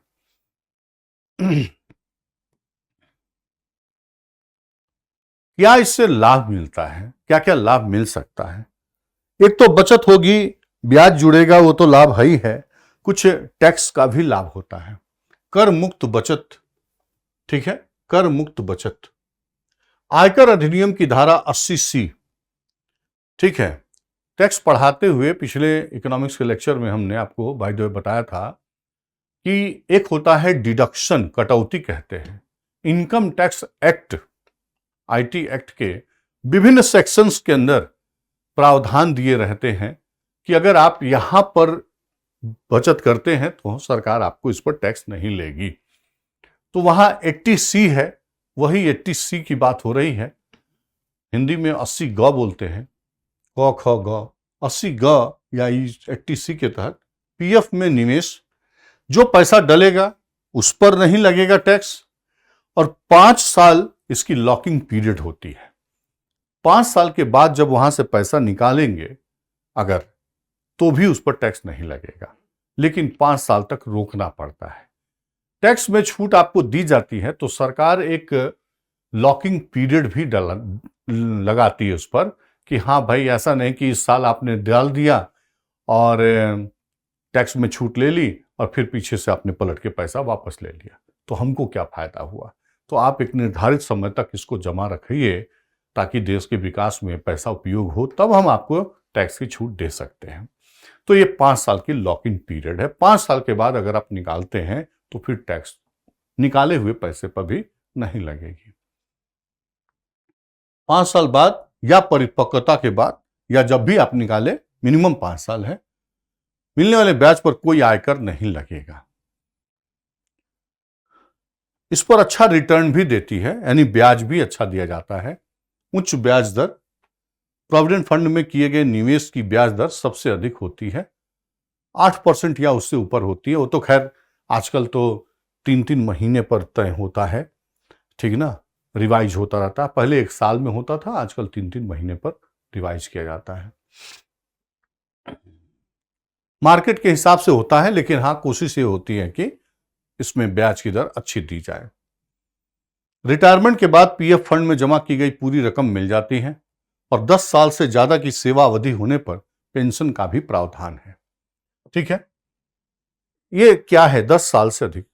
आपको बताएं कि जो पेंशन योजना है, कर्मचारी पेंशन योजना है, उसमें क्या नियम है कि अगर कोई कर्मचारी 10 वर्ष तक नौकरी कर लिया तब वह पेंशन का अधिकारी होता है, अन्यथा नहीं, 10 वर्ष पूरे करने पर। और अगर 33 वर्ष पूरे कर लिए उसके नौकरी के, तो उसको मिलता है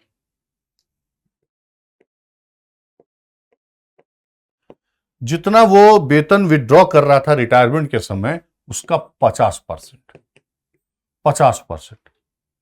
और अगर कम सेवा है, 10 से ज्यादा है और 33 साल से कम है, तो उस प्रोपोर्शन में उसको पेंशन दी जाती है। तो अगर 33 साल की सर्विस हो गई है तो उसको 50% किसका? रिटायरमेंट के अंतिमवें महीने, जब उसका रिटायरमेंट होने जा रहा था और अंतिमवें महीने में जो वेतन ड्रॉ किया था, प्राप्त किया था, उसका 50% पेंशन के रूप में मिलेगा। अगर 33 साल से कम है तो उसके अनुपात में मिलेगा, लेकिन पेंशन पाने के लिए उसको 10 साल की नौकरी जरूर हो जानी चाहिए। यह प्राइवेट की ही कहानी हो रही है, ठीक है, सरकारी की बात नहीं हो रही है, प्राइवेट की ही बात हो रही है। तो रिटायरमेंट के बाद पीएफ फंड जमा होगा तो मिल जाएगा, और 10 साल से ज्यादा की सेवा अवधि होने पर पेंशन का भी प्रावधान है। अब सवाल है कि क्या इस पैसे को बीच में निकाला जा सकता है? हाँ, बिल्कुल निकाला जा सकता है। कुछ कंडीशंस पूरे होंगे तो निकाले जा सकते हैं। जैसे मान लीजिए कोई इमरजेंसी है, किसी की मौत हो गई है, या विवाह है बेटे का, बेटी का, पैसे की जरूरत है, घर बनाना है, इसकी जरूरत है, कोई बीमार पड़ गया घर के अंदर, ये साक्ष्य पेश करके आप बीच में भी पैसा निकाल सकते हैं। ठीक है, तो मौत है, शादी है, भवन निर्माण है, होम लोन है, हेल्थ इमरजेंसी है, निकाला जा सकता है। और एक कंडीशन अगर ये है कि मान लीजिए कि नौकरी छूट गई है और कोई नई नौकरी अभी तत्काल नहीं लग पा रही है, अब जेब में पैसा बचा नहीं है, तो ऐसी स्थिति में भी निकाली जा सकती है। तो यही है।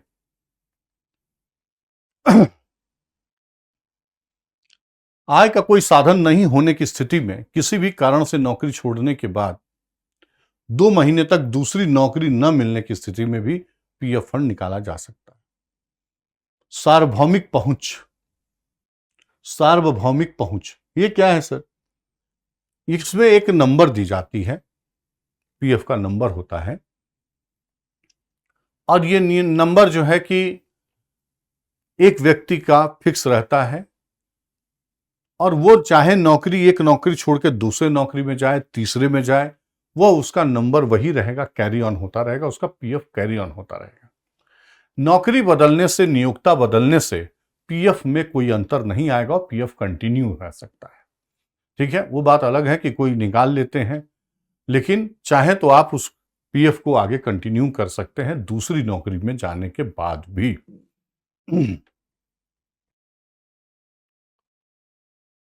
ठीक है, पीएफ खाते को एक नियोक्ता से दूसरे में आसानी से स्थानांतरित किया जा सकता है, और इसमें कितने डिजिट का, तो 12 अंकों की संख्या होती है। ईपीएफ में योगदान करने वाले कर्मचारी को आवंटित 12 अंकों की संख्या है ये, जो यूनिवर्सल नंबर है, और जीवन भर समान रहता है। यह नौकरी परिवर्तन के साथ नहीं बदलता है, तो 12 अंकों का होता है। 2022 तक सभी भारतीयों के लिए आवास के माननीय प्रधानमंत्री के दृष्टिकोण को, आप देखिए कि 2022 तक सबको आवास का लक्ष्य रखा गया था प्रधानमंत्री के द्वारा। तो इस लक्ष्य को जो निजी क्षेत्र के कर्मी हैं, ईपीएफ के अंतर्गत जो लोग आते हैं, जो वहां पंजीकृत कंपनियां हैं, उनके लोगों के लिए भी इसको शामिल किया गया, इस एजेंडा को। 2022 तक सभी भारतीयों के लिए आवास के माननीय प्रधानमंत्री के दृष्टिकोण को प्राप्त करने के लिए ईपीएफओ सदस्यों के लिए आवास योजना भी चलाई गई है। ईपीएफओ सदस्यों के लिए आवास योजना चलाई गई है।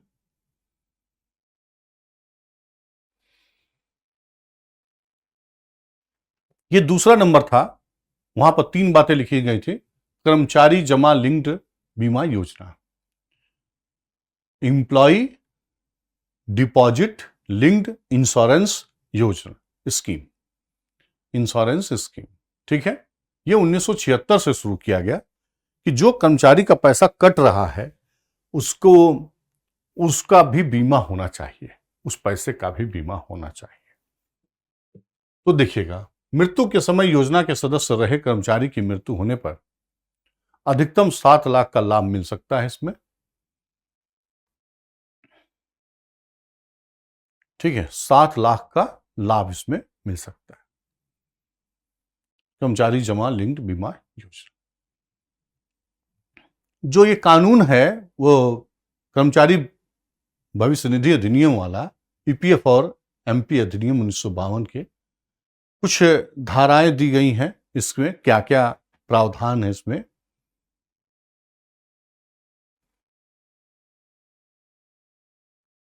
किस सेक्शन में क्या कहा गया है। कर्मचारी भविष्य निधि योजना 5वां में है, इसके केंद्रीय बोर्ड 5A के अंदर इसके कहा गया है।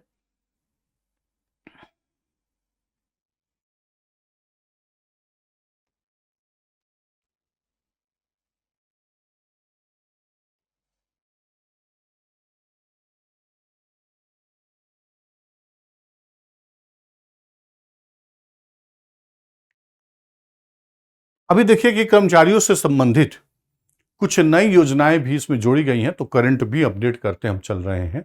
ठीक है, ये तो मान लीजिए कि हाँ एक कानून है, बना है, लेकिन इसके साथ कुछ नई स्कीम्स भी सरकार इन दिनों लेकर के आई हैं, तो उस पर भी बात करते हैं।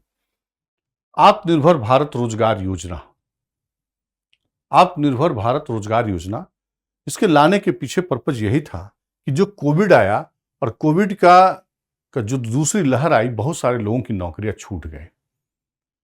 सरकार ने यह प्रयत्न किया कि कुछ प्रोत्साहन दे करके फिर से जो है कि कंपनियों को कहा जाए कि आप उनको नौकरी पर पुनर्बहाल करिए, क्योंकि उस संकट काल में कुछ लोगों की नौकरी चली गई, छूट गए, हटा दिए गए, नहीं है ना।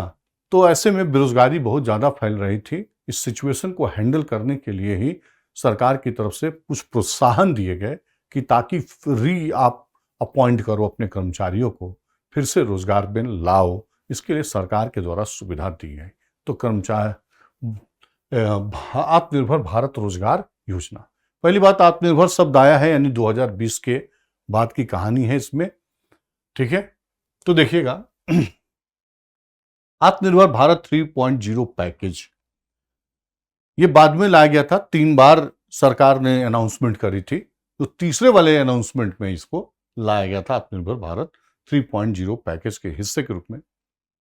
कोविड-19 स्वास्थ्य लाभ चरण के दौरान नए रोजगार के अवसरों के सृजन को प्रोत्साहित करने के लिए ईपीएफओ के साथ पंजीकृत प्रतिष्ठान, यानी जो ईपीएफओ में पंजीकृत हैं, यानी जिनके पास 20 कर्मचारी होंगे वही ईपीएफओ में पंजीकृत होंगे। ठीक, तो अगर प्रतिष्ठान है तो वह 10 वाला होगा। तो ईपीएफओ के साथ पंजीकृत प्रतिष्ठानों के नियोक्ताओं को बेरोजगार व्यक्तियों की भर्ती के लिए सहायता प्रदान करने के लिए ये आत्मनिर्भर भारत रोजगार योजना शुरू की, जिसमें बेरोजगारों को फिर से रोजगार दिया गया था जो इस दौरान बेरोजगार हो गए थे।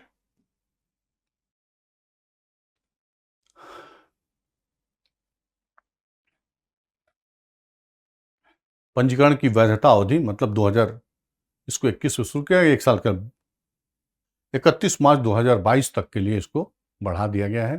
पहले थोड़ा पहले का था। इसमें क्या सुविधाएं दी जा रही है? ईपीएफओ पंजीकृत प्रतिष्ठानों के नियोक्ताओं मालिकों को उनके नए कर्मचारियों के लिए प्रोत्साहन, जिनका मासिक वेतन 15,000 रुपये से कम। कहने का मतलब कि जो प्रतिष्ठान ईपीएफओ में पंजीकृत हैं, अगर उनके मालिक नियोक्ता कुछ लोगों को रोजगार देते हैं जिनका वेतन 15,000 रुपये से कम है, तो ऐसे मामले में सरकार की तरफ से नियोक्ता को क्या सुविधा दिया जाएगा? प्रोत्साहन कर्मचारी और नियोक्ता दोनों के योगदान के भुगतान की सूचना है। यानी कर्मचारी की तरफ से और नियोक्ता के दोनों की तरफ से सरकार 1000 कर्मचारियों तक, अगर आप अपनी कंपनी में 1000 कर्मचारी तक भरोगे तो हम दोनों की तरफ से योगदान दे देंगे, 12% दोनों की तरफ से योगदान दे देंगे।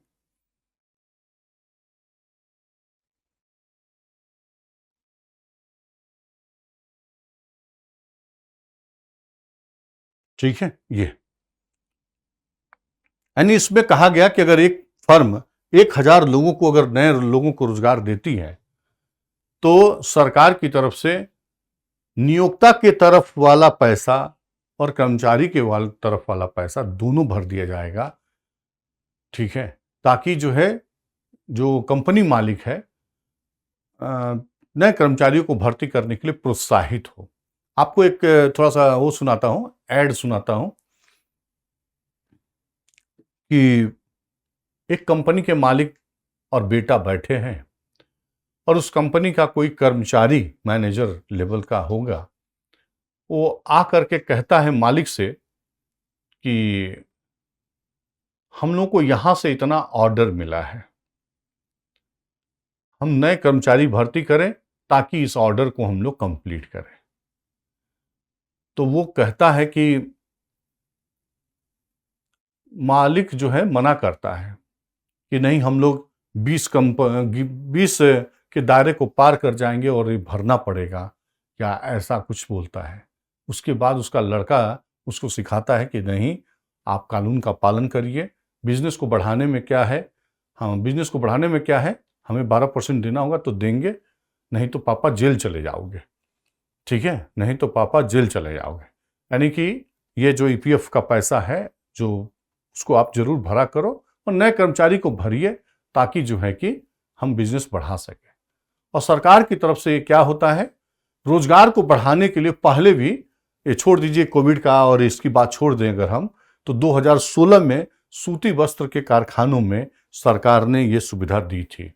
बाद में अन्य क्षेत्रों में भी डिमांड हुआ था तो सरकार ने कंसीडर किया था, तो पैकेज दिया था और उनको 3 साल के लिए छूट दिया था कि 3 साल तक मैं भरूंगा आपकी तरफ से, कंपनी मालिक की तरफ से। ठीक है, आप नए कर्मचारियों को भरिए, इसकी चिंता मत करिए कि नए कर्मचारी भरेंगे तो हमको 12% देना पड़ेगा, हम देंगे, आप तुम नया भरो और कर्मचारी को रोजगार दो। तो सरकार की तरफ से तो ये लिखा था कि प्रोत्साहन भुगतान के लिए ईपीएफ अंशदान की सूचना नए कर्मचारियों को पंजीकरण की तारीख से 24 वेतन माह यानी 2 वर्ष तक ये सुविधा देने की बात की गई थी। इसके अंतर्गत। अभी देखिए, ये प्रधानमंत्री श्रम योगी मानधन, ठीक है, असंगठित कामगारों के लिए पेंशन योजना है। अभी तक हम लोग वहां पढ़ रहे थे संगठित क्षेत्र में पेंशन योजना, ये है असंगठित क्षेत्र की पेंशन योजना लाई गई है। यानी असंगठित क्षेत्र के कर्मचारियों के लिए ही सामाजिक सुरक्षा की व्यवस्था सरकार के द्वारा की जा रही है, ठीक है। सामाजिक सुरक्षा की व्यवस्था सरकार के द्वारा की जा रही है, तो ध्यान रखिएगा असंगठित लिखा है, ठीक है। यह असंगठित का मतलब क्या हुआ सर, पहले ही क्लियर कर चुके हैं, जहां पर 10 या 10 से कम कर्मचारी काम कर रहे हों।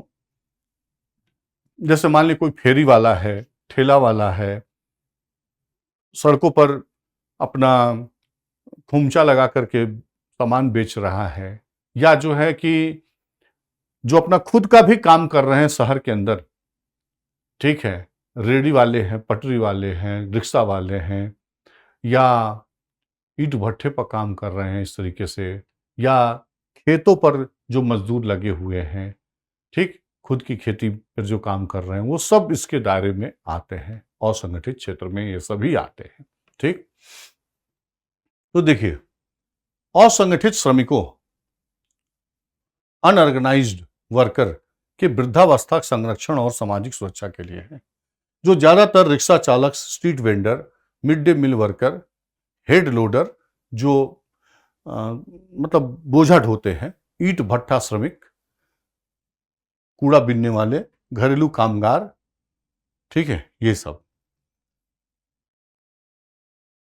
घर आधारित श्रमिक हैं, स्वयं के खेत के श्रमिक हैं, कृषि श्रमिक है, निर्माण श्रमिक है, बीड़ी श्रमिक है, हथकरघा श्रमिक है, चमड़ा श्रमिक है। इन सब व्यवसायों में जो लोग लगे हैं उनके लिए ये है। पात्रता मापदंड क्या है, इसमें 18 से 40 वर्ष की आयु की बात की गई है, यानी 18 से 40 वर्ष के बीच इसमें प्रवेश मिलता है, ठीक।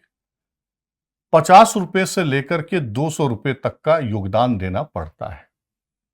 50 रुपए से लेकर 200 रुपए तक का योगदान देना पड़ता है। और मान लीजिए कि जो व्यक्ति जिस भी उम्र में, माना कि 30 वर्ष की उम्र में कोई व्यक्ति इसमें शामिल हो गया, तो ये अगले 60 वर्ष तक योगदान देता रहेगा, और 60 वर्ष पूरे होने के बाद यहां पर अब उसको 3,000 रुपया मासिक का पेंशन मिलेगा। 3,000 रुपये मासिक का पेंशन मिलेगा, ठीक है, मासिक पेंशन मिलेगा।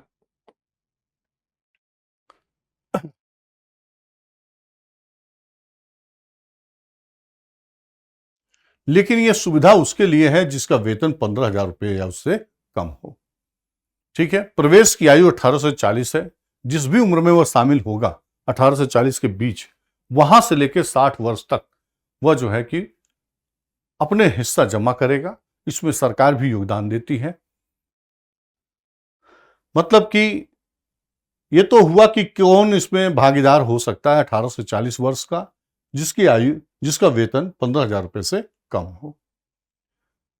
लेकिन किसको शामिल नहीं किया जाएगा, तो संगठित क्षेत्र में कार्यरत लोग जो इस तरीके की सुविधा प्राप्त कर रहे हैं, ठीक है, ईपीएफ की सुविधा हो, जिसके पास नेशनल पेंशन स्कीम की सुविधा हो, कर्मचारी राज्य बीमा की सुविधा हो, ऐसे लोगों को इसमें शामिल नहीं किया जाएगा। और साथ में जो इनकम टैक्स रिटर्न फाइल कर रहे हैं उनको शामिल नहीं किया जाएगा।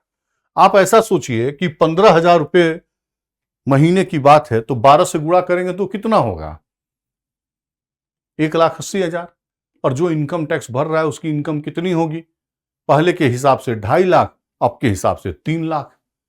यानी जब तुम 2.5-3 लाख रुपए कमा रहे हो तो नो डाउट आप 15,000 की सीमा में नहीं हो, ठीक ना। तो यहां से ऐसे याद रहेगा आपको कि आयकर दाता इसमें शामिल नहीं हो सकते हैं, या किसी अन्य सामाजिक सुरक्षा के हितकारी यानी लाभ लेने वाले वो शामिल नहीं हो सकते, ठीक है।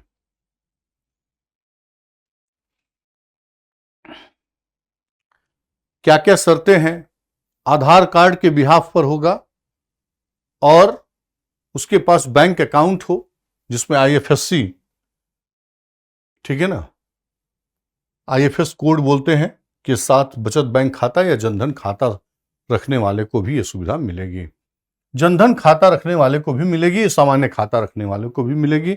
आधार कार्ड होना चाहिए साथ में। यह एक स्वैच्छिक और अंशदायी पेंशन योजना है। यह स्वैच्छिक क्या होता है सर, और अंशदायी क्या होता है?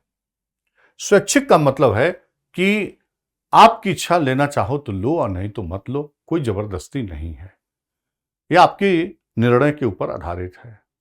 और अंशदायी का मतलब क्या है कि व्यक्ति भी देगा, लाभार्थी भी देगा और सरकार भी इसमें कंट्रीब्यूट करेगी ताकि उसको एक अच्छा पेंशन राशि मिल सके बुढ़ापे में, ठीक है, 60 साल के बाद। तो इसमें सरकार का भी योगदान होगा और लाभार्थी का भी योगदान होगा। केवल ये लाभार्थी का ही पैसा नहीं है, सरकार का भी पैसा है, जिसके तहत ग्राहक को 60 वर्ष की आयु प्राप्त करने के बाद 3,000 रुपये प्रतिमाह की न्यूनतम सुनिश्चित पेंशन प्राप्त होगी। और यदि ग्राहक की मृत्यु हो जाती है तो लाभार्थी का जीवन साथी हकदार होगा 50% परिवार पेंशन के रूप में प्राप्त कर सकेगा। मान लीजिए 60 वर्ष के हो गए, 3,000 पेंशन आने लगा और 65वें वर्ष में अगर पति का डेथ हो गया, ठीक है, तो उसकी पत्नी को जो है कि 50% यानी 1,500 रुपया मिलेगा। ये पारिवारिक पेंशन केवल पति या पत्नी पर लागू होती है, बच्चे को नहीं मिलता है, ठीक है। तो ये ध्यान रखिएगा, इस तरीके का क्लॉज जो है, पारिवारिक पेंशन का तात्पर्य है बच्चे नहीं, केवल पति या पत्नी, इन्हीं को लागू होती है। ये सामान्य सेवा केंद्र का पर जा करके 100 प्रमाणन के आधार पर आधार कार्ड और बचत बैंक दे करके इसमें वो प्रधानमंत्री श्रमिक योजना के अंतर्गत आ सकते हैं।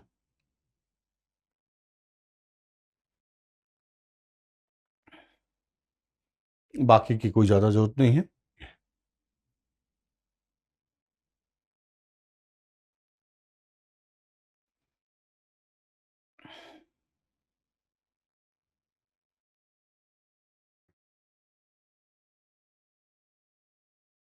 इसमें निकासी को जो है सरल रखा गया है, जब चाहे तो निकाल सकते हैं अगर आपको दिक्कत है तो।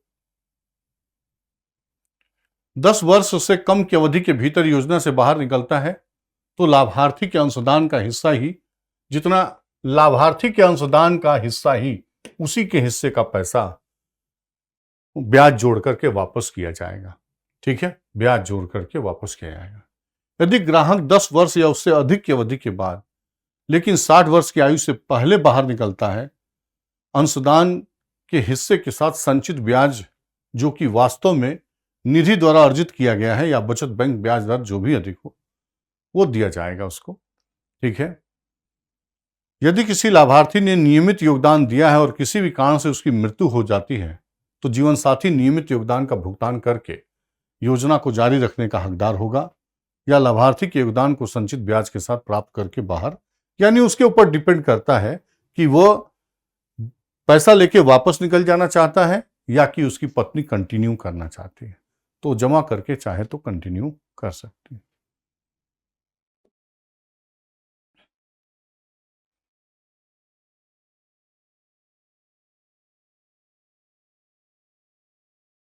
और चाहे तो कंटिन्यू कर सकता है।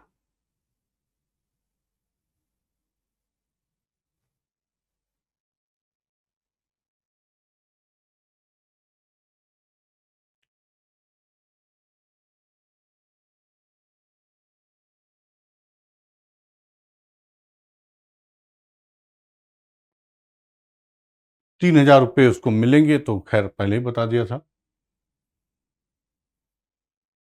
अगर चूक होती है ऐसी कंडीशन में, वह जो है कि जितना लैप्स किया है, नहीं दिया है, अगर उसको दे देता है तो फिर से कंटिन्यू हो सकता है।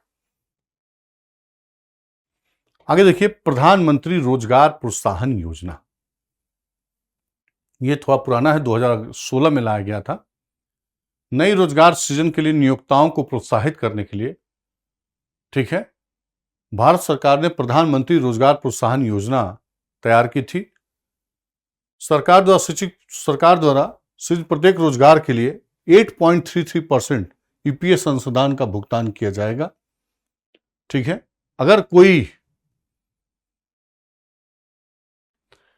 कोई जो है नया रोजगार सृजित करता है तो सरकार की तरफ से यह पे किया जाएगा, प्रधानमंत्री रोजगार प्रोत्साहन योजना।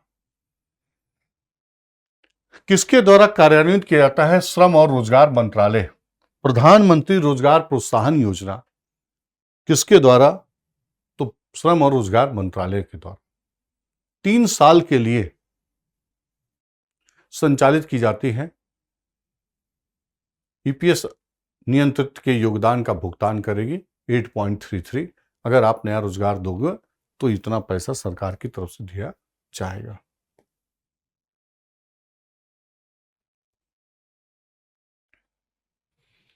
ये किसको सुविधा मिलेगा?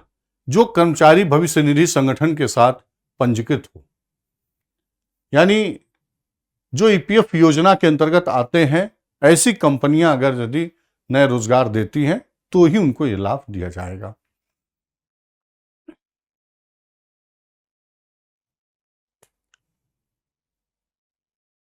और लेबर आइडेंटिफिकेशन नंबर होता है, उनको मिला होगा, तभी जाकर के उनको ये सुविधा मिलेगी।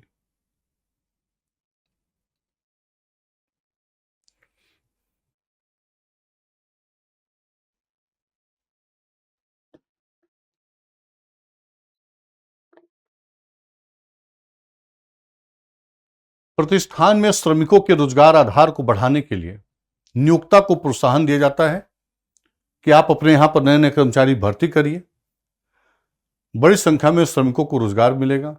यानी रोजगार को बढ़ावा देने के लिए सरकार इस तरीके का प्रोत्साहन दे रही है, प्रोत्साहन राशि दे रही है। जो ईपीएफ के साथ कनेक्टेड होंगे उनको 8.33% का योगदान सरकार की तरफ से 3 साल के लिए किया जाएगा। 3 वर्ष के लिए बढ़ा दिया गया है। अब नियम क्या किया गया है?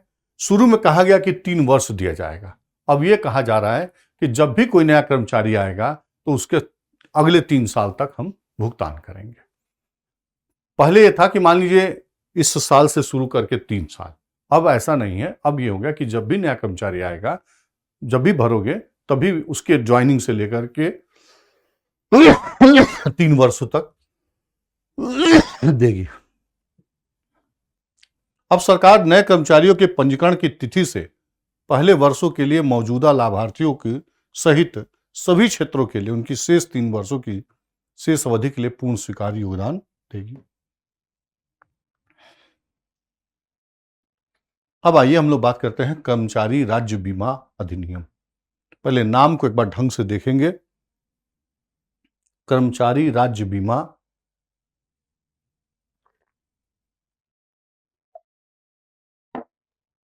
अधिनियम 1948। डेट वो भी याद रहे। ये क्या है? सामाजिक बीमा के क्षेत्र में एक अग्रणी उपाय है औद्योगिक श्रमिकों के लिए स्वास्थ्य बीमा।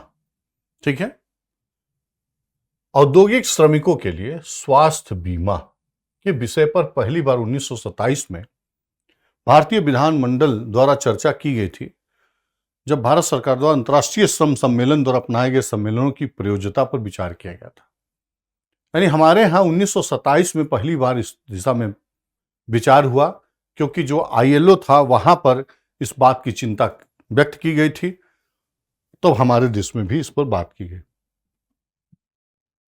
श्रम पर रॉयल कमीशन ने अपनी रिपोर्ट, जो आपसे पीछे बोला कि श्रम पर रॉयल कमीशन 1929 में गठित की गई थी और अपनी रिपोर्ट 1931 में दी। इन्होंने सजेस्ट किया था कि स्वास्थ्य बीमा की आवश्यकता पर बल दिया था, तो श्रम पर रॉयल कमीशन। ठीक है, लेकिन उसी समय श्रम मंत्रियों का एक सम्मेलन हुआ और इन लोगों ने एक इस बात पर डिस्कशन किया कि कोई एक विशेषज्ञ व्यक्ति की नियुक्ति की जाए जो इस मामले में सुझाव दे। तो किसकी नियुक्ति की गई थी? Professor BP Adarkar. Professor BP Adarkar एक विशेषज्ञ को आमंत्रित करा जाए जो इस पर सुझाव दे। तो प्रोफेसर बीपी आदारकर को दी गई, जिन्होंने दिसंबर 1944 में अपनी रिपोर्ट प्रस्तुत की थी। तो दो शब्द याद रखिएगा, एक आईएलओ पर जब चर्चा, आईएलओ के अंदर जब चर्चा हुई तो भारत में इस बात पर विचार शुरू हुआ, और श्रम पर रॉयल कमीशन ने भी सजेस्ट किया था, और बाद में जो है कि श्रम सम्मेलनों में इस बात पर विचार हुआ कि नहीं, कोई विशेषज्ञ व्यक्ति को नियुक्त किया जाए जो उसमें सजेस्ट करे। तो किसके सिफारिश पर? मेनली बीपी आदारकर यानी कर्मचारियों को स्वास्थ्य से संबंधित बीमा सुविधा देने की वकालत की थी। कर्मचारी राज्य बीमा अधिनियम 19 अप्रैल 1948, तो याद रहेगा 19 अप्रैल, 19 है यहां पर, ये 4 है, अप्रैल 4 का महीना होता है, ठीक है। तो इस तरीके से आपको याद रहेगा कब से प्रभावी हुआ, 19 अप्रैल 1948 से लागू हुआ। किसके सिफारिश पर? बीपी आदारकर। और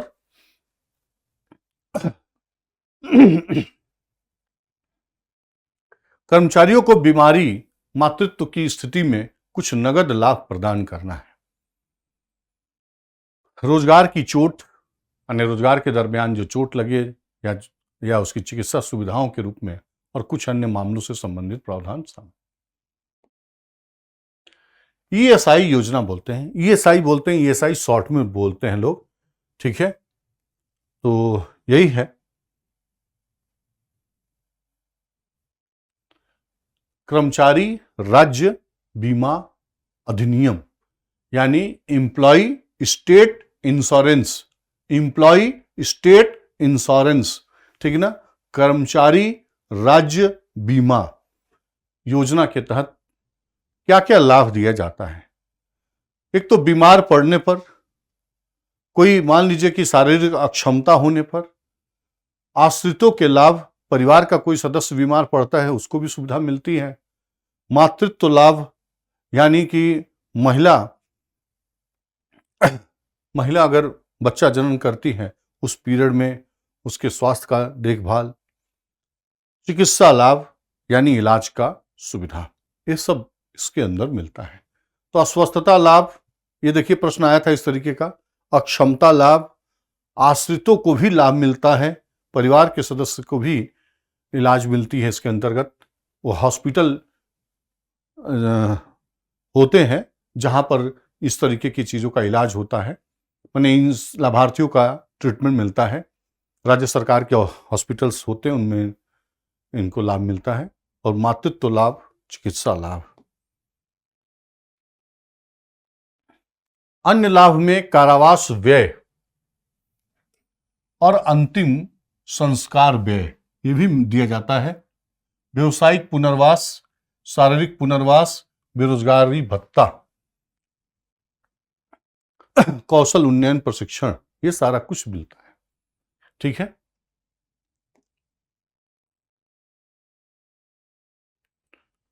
उन गैर मौसमी कारखानों पर लागू होता है, मौसमी कारखाना नहीं, गैर मौसमी, याद रखिएगा, गैर मौसमी, ऐसे नहीं कि मौसमी कारखाना, जिनमें 10 या अधिक व्यक्ति काम करते हैं। तो ये याद रखना है। राज्य कर्मचारी बीमा योजना कहां पर लागू होता है? पहली बात कि गैर मौसमी और जहां 10 कर्मचारी हो, गैर मौसमी और जहां 10 कर्मचारी हो।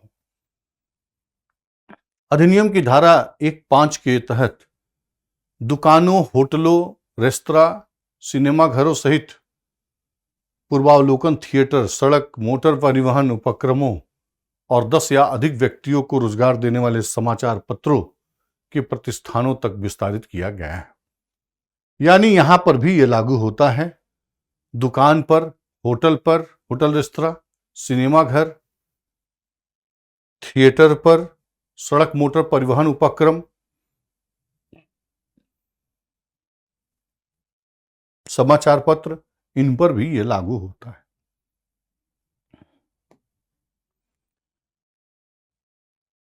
कुछ राज्यों, संघ राज्य क्षेत्रों में 10 या अधिक व्यक्तियों को रोजगार देने वाली निजी चिकित्सा और शैक्षिक संस्थानों तक भी विस्तारित किया गया है। कुछ राज्य अपने यहां पर शिक्षा संस्थान और चिकित्सा संस्थान पर भी लागू करते हैं। महाराष्ट्र और चंडीगढ़ में ये 20 कर्मचारी का कॉन्सेप्ट है, बाकी भारत में 10 कर्मचारी का कॉन्सेप्ट है।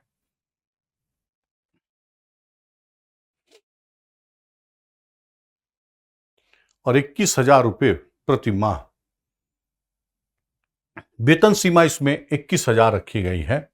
वेतन सीमा 21,000 रुपये प्रति माह रखी गई है। कहने का मतलब 21,000 रुपये से कम जिसका है उसको इसकी लाभ मिलती है। महाराष्ट्र चंडीगढ़ में जिन कंपनियों में 20 कर्मचारी हैं वो उनको सुविधा मिलती है, ठीक है। और कुछ राज्य निजी चिकित्सा और शैक्षिक संस्थानों तक विस्तारित किए हैं, कुछ राज्य।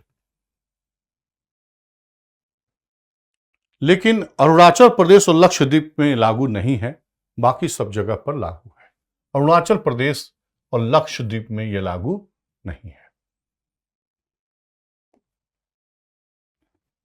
तो दो बातें थोड़ा अपवाद स्वरूप हो गए, अरुणाचल प्रदेश, लक्षद्वीप और महाराष्ट्र और चंडीगढ़।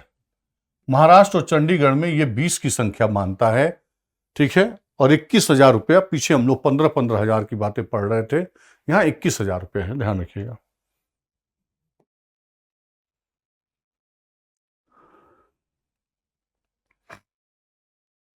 वर्तमान में कर्मचारी की योगदान दर, कितना कर्मचारी इसके लिए योगदान देता है, तो 0.75% अपनी मजदूरी का, और नियोक्ता देता है 3.24, यानी 4% जाता है, तब जाकर के इस बात के लिए उसको स्वास्थ्य सुविधा मिलती है, स्वास्थ्य बीमा का लाभ मिलता है, ठीक है। तो 0.75% देते हैं कर्मचारी, और जो है कि 3.25 दिया जाता है किसके द्वारा, मालिक के द्वारा, नियोक्ता के द्वारा, तब जाकर के सुविधा मिलती है।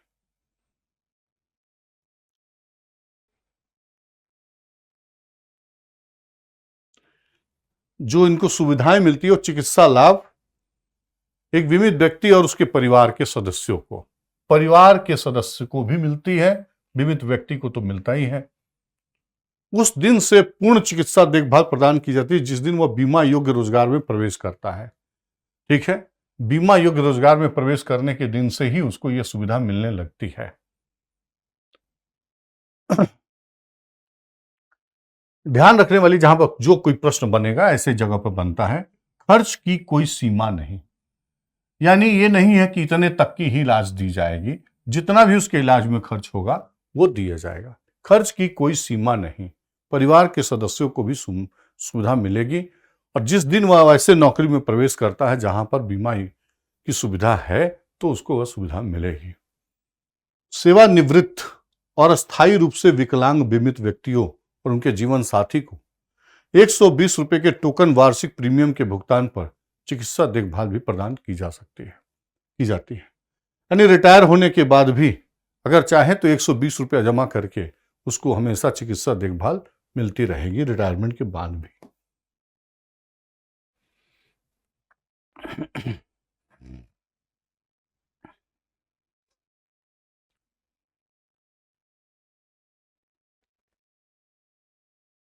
ये सारा सुविधा इनको मिलता है। बीमारी हित लाभ बीमाकृत श्रमिकों को, बीमारी हित लाभ मतलब किसको मिलेगा सुविधा वो बता रहे हैं। बीमाकृत श्रमिकों को एक वर्ष में अधिकतम 91 दिनों के लिए प्रमाणित अवधि के दौरान मजदूरी के 70% की दर से नगद मुआवजे के रूप में लाभ दिए हैं, ठीक है। कितना भुगतान मिलेगा, 70% 3 महीने के वेतन का, 3 महीने के वेतन का 91 दिन हो गया, 91 डेज में जितना उसको वेतन मिलता उसका 70% मिलेगा। यानी वह बीमार होकर जब हॉस्पिटल में भर्ती हो जाता है तो 70% पेमेंट मिलेगा 3 महीने तक। एक वर्ष में अधिकतम 91 दिनों के लिए प्रमाणित अवधि के दौरान मजदूरी के 70% की दर से नगद मुआवजे के रूप में लाभ दिए हैं। लेकिन किसको मिलेगा, 6 महीने की अंशदान अवधि में 78 दिनों के लिए योगदान करना आवश्यक है। यानी पिछले 6 महीने में कम से कम वो 78 दिन न ड्यूटी बजाया हो, 78 दिनों तक काम किया हो, कार्य किया हो। ठीक है, ये 78 दिनों तक कार्य किया हो। विस्तारित बीमारित लाभ। 24 घातक और लंबी अवधि की बीमारियों के मामले में वेतन के 80% की बढ़ी हुई दर पर 2 साल तक बढ़ाया जा सकता है। घातक और लंबी अवधि का अगर बीमारी है तो 80% दिया जाएगा और 2 वर्ष तक दिया जाएगा, 2 वर्ष तक दिया जाएगा। ठीक है, और सामान्य वाले में आपने देखा 70% दिया जाएगा और 91 दिन के लिए दिया जाएगा। ठीक, घातक बीमारी में 80% और 2 वर्ष तक पेमेंट किया जाएगा।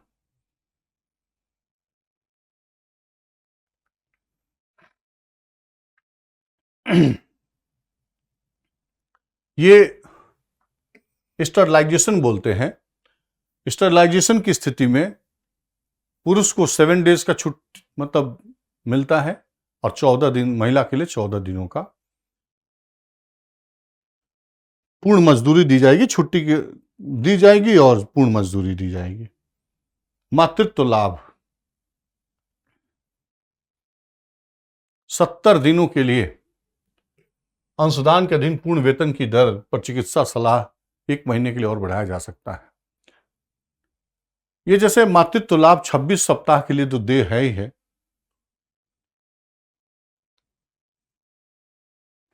26 सप्ताह या 70 दिनों के लिए अंशदान के अधीन पूर्ण वेतन की दर 1 महीने के लिए चिकित्सा सलाह और बढ़ाई जा सकती है।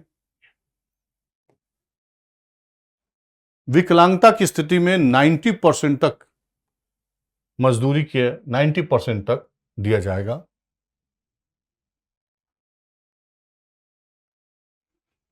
विकलांगता में 90%।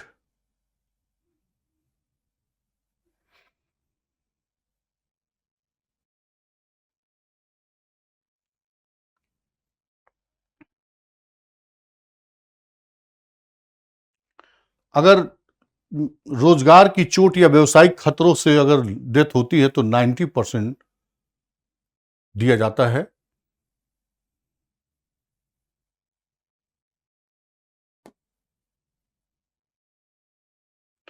अंत्येष्टि व्यय भी दिया जाता है उनको, मतलब कि अंत्येष्टि करने के लिए 15,000 रुपये भी दिए जाते हैं।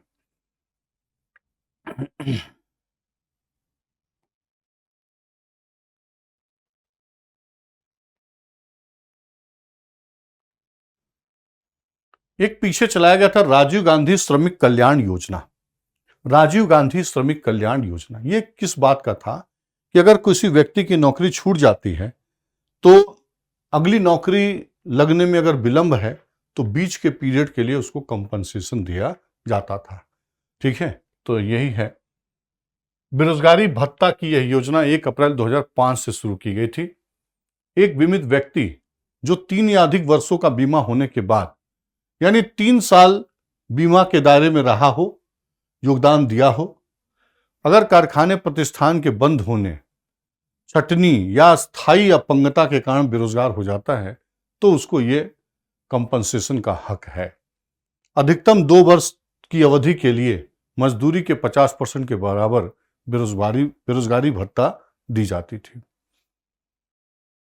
और चिकित्सा देखभाल भी। तो याद रखिएगा इसकी लिए कंडीशन क्या है कि 3 साल तक अगर इसमें योगदान दिया हो पिछले, और अगर उसकी छटनी हो जाती है या प्रतिष्ठान बंद हो जाता है, ऐसी स्थिति में बेरोजगार होने पर नया रोजगार नहीं मिल पा रहा है 2 सालों तक, तो उसको 50% उसके वेतन का कंपनसेशन मिलेगा। पहले टीवी पर बहुत ऐड आता था इसका।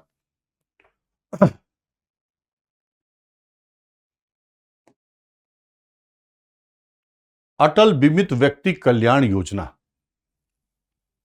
अटल बीमित व्यक्ति कल्याण योजना यह ईएसआई अधिनियम 1948 की धारा 2(9) के तहत कवर किए गए कर्मचारियों के लिए जीवन में एक बार 90 दिनों तक राहत भुगतान के रूप में कल्याणकारी उपाय है। ठीक है, अटल बीमित वो मत समझिएगा अटल पेंशन योजना वाला नहीं है ये तो संगठित क्षेत्र में चल रहा है, वो तो असंगठित क्षेत्र के लिए है अटल पेंशन योजना। तो पहली कंफ्यूजन दूर कर लीजिएगा, अटल पेंशन योजना और अटल बीमित व्यक्ति कल्याण योजना में अंतर है, दोनों अलग अलग है। यह योजना ईएसआई अधिनियम 1948 की धारा 2(9) के तहत कवर किए गए कर्मचारियों के लिए जीवन में एक बार 90 दिनों तक राहत भुगतान के रूप में एक कल्याणकारी उपाय है।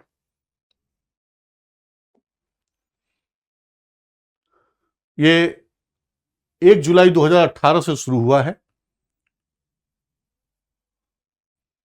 अब एक वर्ष के लिए अर्थात 1 जुलाई 2020 से 30 जून 2021 तक बढ़ा दिया गया था।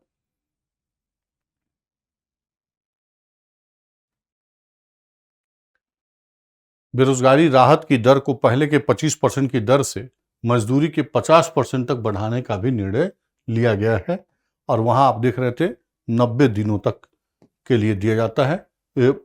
50% दिया जाएगा उसके वेतन का, पहले 25% देने की बात थी।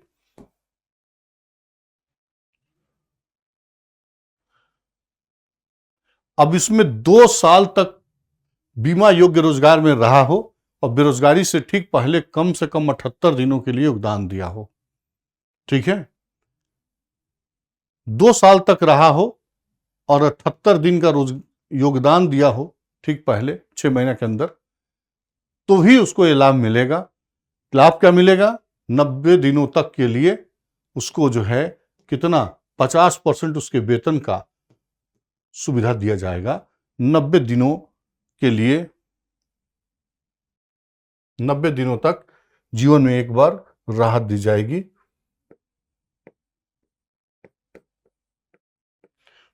वेतन का 50%। ठीक है, लेकिन शर्त है कि 2 वर्ष तक पीछे वह बीमा प्रोग्राम में रहा हो और लास्ट पिछले 6 महीने में वह 78 दिनों तक कार्य किया हो। तो ये रहा आपका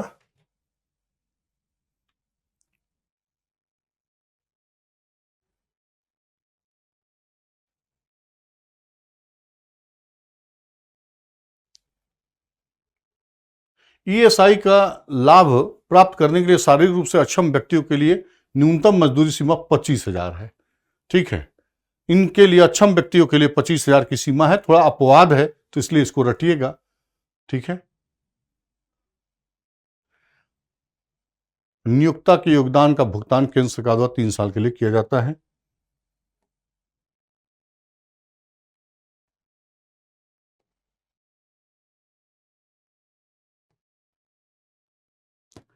अब यह है मातृत्व लाभ अधिनियम 1961। मातृत्व लाभ अधिनियम 1961। ठीक है, अब टाइम हो गया है, अगले दिन यहां से आगे हम आपको शुरू करेंगे। मातृत्व लाभ अधिनियम 1961।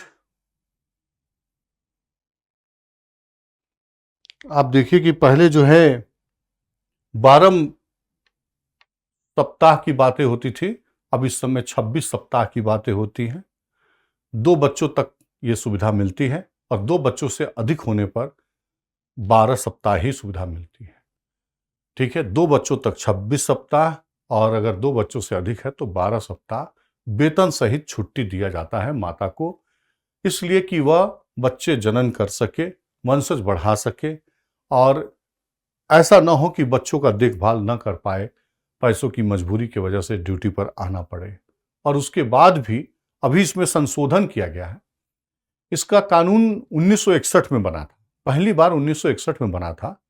मातृत्व लाभ अधिनियम 1961 कहते हैं, लेकिन इसको 2017 में इसमें संशोधन किया गया और 1 अप्रैल 2017 से संशोधित कानून लागू की गई और वहीं 1 जुलाई 2017 से इसी कानून के अंतर्गत एक क्रेंच का प्रावधान भी जोड़ा गया कि महिलाएं जहां पर 50 से ज्यादा महिलाएं काम करती हों वहां पर एक क्रेंच की सुविधा होगी। क्रेंच का मतलब होता है बच्चों के देखभाल के लिए।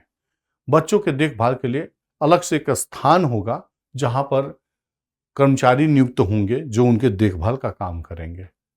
और माता जो है अपने कार्यस्थल से नजदीक पर यह उपलब्ध होना चाहिए ताकि कार्य के दौरान, कार्य के घंटों के दौरान वह एक दिन में 4 बार कम से कम जा करके अपने बच्चे को दूध पिला सके, केयर कर सके। ये क्वेश्चन भी पूछा गया है। तो कितनी बार? 4 बार। ठीक है, एक दिन में 4 बार उसको अपने क्रेंच पर जाने की सुविधा मिलती है। और रही बात 26 सप्ताह का सुविधा मिलता है, लेकिन 2 बच्चों तक, 2 बच्चों से ऊपर होने पर 12। लेकिन कुछ यहां पर ऐसे हैं कमीशनिंग मदर्स कहते हैं। कमीशनिंग मदर्स का मतलब है कि जिस माता का भ्रूण यूज किया गया है, यानी कि उसके जैविक तत्व का यूज किया गया है, उसको कमीशनिंग मदर कहते हैं। और जो दत्तक ग्रहण किया हो, यानी कि गोद लिया हो, ठीक है ना, तो इन लोगों को 12-12 सप्ताह का सुविधा मिलता है। तो कमीशनिंग मदर और जो एडॉप्टेशन किए हों, दत्तक गोद लिया हुआ माता और कमीशनिंग मदर्स 2 होते हैं। इनको सुविधाएं 12 सप्ताह की होती है। ठीक है, और क्रेंच की सुविधा जहां पर 50 सदस्य हों, 50 महिलाएं हों, वहां पर जो है क्रेंच की सुविधा जरूर बनानी पड़ेगी। और क्रेंच को एक संदर्भ में भी गाइडलाइन है, यानी कि नियम है कि वहां पर जो है कि गार्ड होना चाहिए, पानी का व्यवस्था हो, पर्याप्त जगह होना चाहिए, खुला गड्ढा वगैरह नहीं होना चाहिए। ठीक है, और उसकी देखभाल के लिए एम्प्लॉय लगाई जाती हैं। देखभाल के लिए कुशल देखरेख करने वाली को नियुक्त किया जाता है क्रेंच के अंदर। तो ये है। अभी इसको संशोधित किया गया है 1961 के कानून को 2017 से, जो 1 अप्रैल 2017 से प्रभावी हुआ है। और क्रेंच वाली बात 1 जुलाई 2017 से प्रभावी हुआ है। ठीक है, तो आगे हम लोग इसी तरीके से ये सारा कानून को, जितना कानून था आपको बोर्ड में दिखाया था, वो सारे का प्रावधान हम लोग रट डालेंगे, पढ़ डालेंगे। और उसके बाद ILO का फिर संविधान में क्या लिखा है उसके बारे में प्रावधान को तो संविधान में ऐसे ही मैंने आपको दिखाया, टॉपिक बना करके उसको पढ़ाएंगे जहां सारी चीजें एक साथ कवर हो जाए। आप लोगों ने पॉलिटी पढ़ ली होगी तो बहुत आसान हो जाएगा, क्योंकि वहां प्रावधान सब रटे हैं, मेरे को केवल दिखाना होगा कि इसमें ये बातें हैं, इसमें वो बातें हैं। ठीक है, जब आप वहां पर पढ़ रहे थे तो वहां शायद इस एंगल से ध्यान दिए हों, न दिए हों, तब आप पॉलिटी के नजरिए से पढ़ रहे थे। अब हम लोग उसमें कहां पर लेबर से संबंधित प्रावधान है उसको एंगल करके फोकस कर लिया जाएगा। ठीक है, तो आज का सेशन ओवर करते हैं। कल हम लोग ठीक इसी तरीके से तेज गति से एक दिन में 3 से 4-5 ये कानून को कवर कर लिया जाएगा। उसके बाद फ्री होकर के जो टर्म होते हैं, टर्मों पर ध्यान दिया जाएगा, जो सैद्धांतिक पक्ष है उस पर ध्यान दिया जाएगा। अभी मैं आपको व्यवहारिक पक्ष पर, यानी कि प्रावधानों पर बात कर रहे हैं। प्रावधानों से भी प्रश्न है और सैद्धांतिक पक्ष से भी प्रश्न है, तो दोनों को कवर करेंगे। ठीक है, तो चलिए, थैंक यू वेरी मच। आज का सेशन ओवर करते हैं।